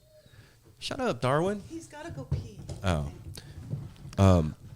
Imagine 15-year-old you meeting you right now. Yeah, you're right. 15-year-old you would be like, yo, high five. Yeah. What the fuck, man? Yeah, you're Look what right. we did. Yeah, you're right. Think about that for a minute. Well, we've dude. talked about that. The first reaction would be like, get away from me, weird older Old dude. fart? Yeah. No, Yeah. no, trust me. It's me. It's me. It's future future Morty. me. It's future Morty. Listen. Yeah. Oh, yeah. I mean, they nailed it in the head, Rick and Morty, on that. But yeah, I agree. Sometimes I keep Lyle Davinsky. You need to get him on the podcast. He's the singer from the Motet. Okay. Such a fucking spiritual dude, another close friend. Him, Dave Bruza, like this Denver crowd. I just moved there and fucking sweet. But he always says, Frasco, take your eye off of the microscope and stop digging. You take a look how lucky you are that you're even alive. You know how many sperm did not make it? You made it, bro. Calm the fuck down and live here and enjoy it. Because we just put ourselves, we'll walk ourselves in a circle every time if we overthink. That's a good way to look at it, dude. You fucking you hit the lottery. Strongest spur. You fucking Kobe'd that shit. Fucker. Well, motherfucker. Yeah, dude. Lyle's my Kobe, dude. Jam band Kobe right there. Thank you, dog. Yeah. So let's go tear the fucking Crystal Ballroom apart. Yo, and I'm only playing. I got a 45-minute set, so that means we hanging out, we partying. It's on. All right. It's on. So yeah, you guys know all the stuff. Mel, Dalai Lama, get over here. Get over here. We're saying goodnight. I just want everybody to know that before this podcast, I drove down Burnside and picked up Andy Frasco with Chris, and Blame It on the Pussy was on when he got in the car. And remember, Chris, I was like, it's just going to work out perfect. We pulled up at 3 o'clock on the dot and saw you, and I fucking put my hazards on, and Andy jumped in the car. And I was tired, grateful and to you, beat man. up, and you guys woke me up. And I love you guys for it. I love you too, man. I got some more coffee for you too. Oh, we got food, we got coffee, we got whatever you need. I'm about to shit myself before they get on stage. We got a toilet too. We got a toilet. that seat downstairs. Who did that, Aaron? Yeah, it's Ken Kesey's son. Yeah, did our toilet seat downstairs, so you can christen that shit. I would be honored to. Fuck yeah, man. All right, thanks for having you guys, and you guys know what. Thanks to for do, being on the all show, things. Andy. Thanks for coming to the house. We Andy. can't wait to groove tonight to you. Oh, it's going down. It's going down. We're gonna take it apart from the roof. All right, All let's right. do it. Oh, love you. Love you. fest. Peace.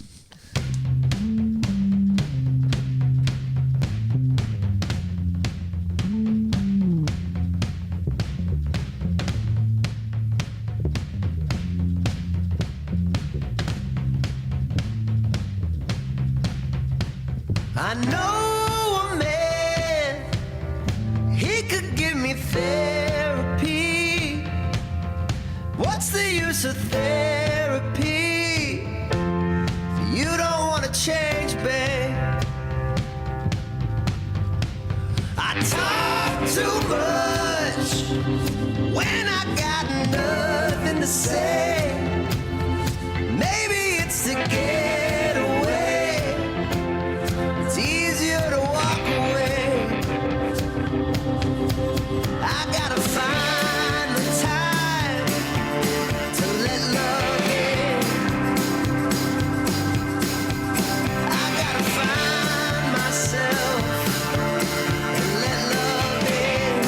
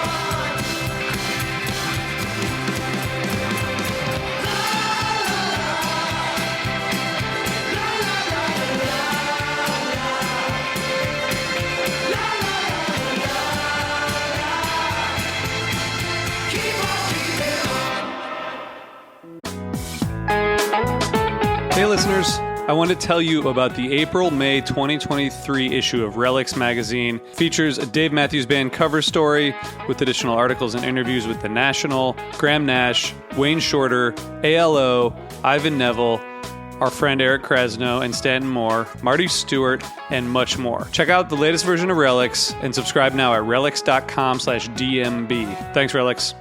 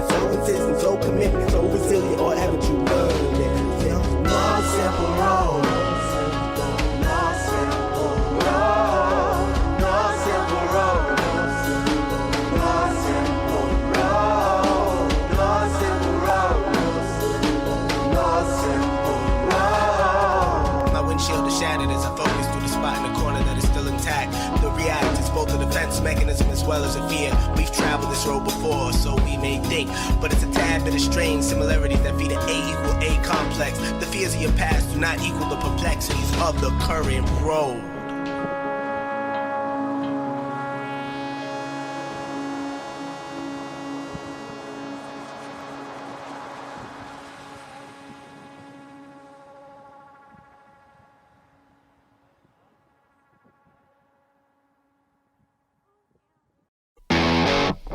Ever wonder what a punch from Elton John feels like? Or how you'd cope with having turned down the chance to be in Nirvana? Or what signal Keith Richards gives when he wants you to get the hell out of his hotel room? Fans of Too Much Effing Perspective don't have to wonder, because they've heard these exact stories and a jillion others on our podcast.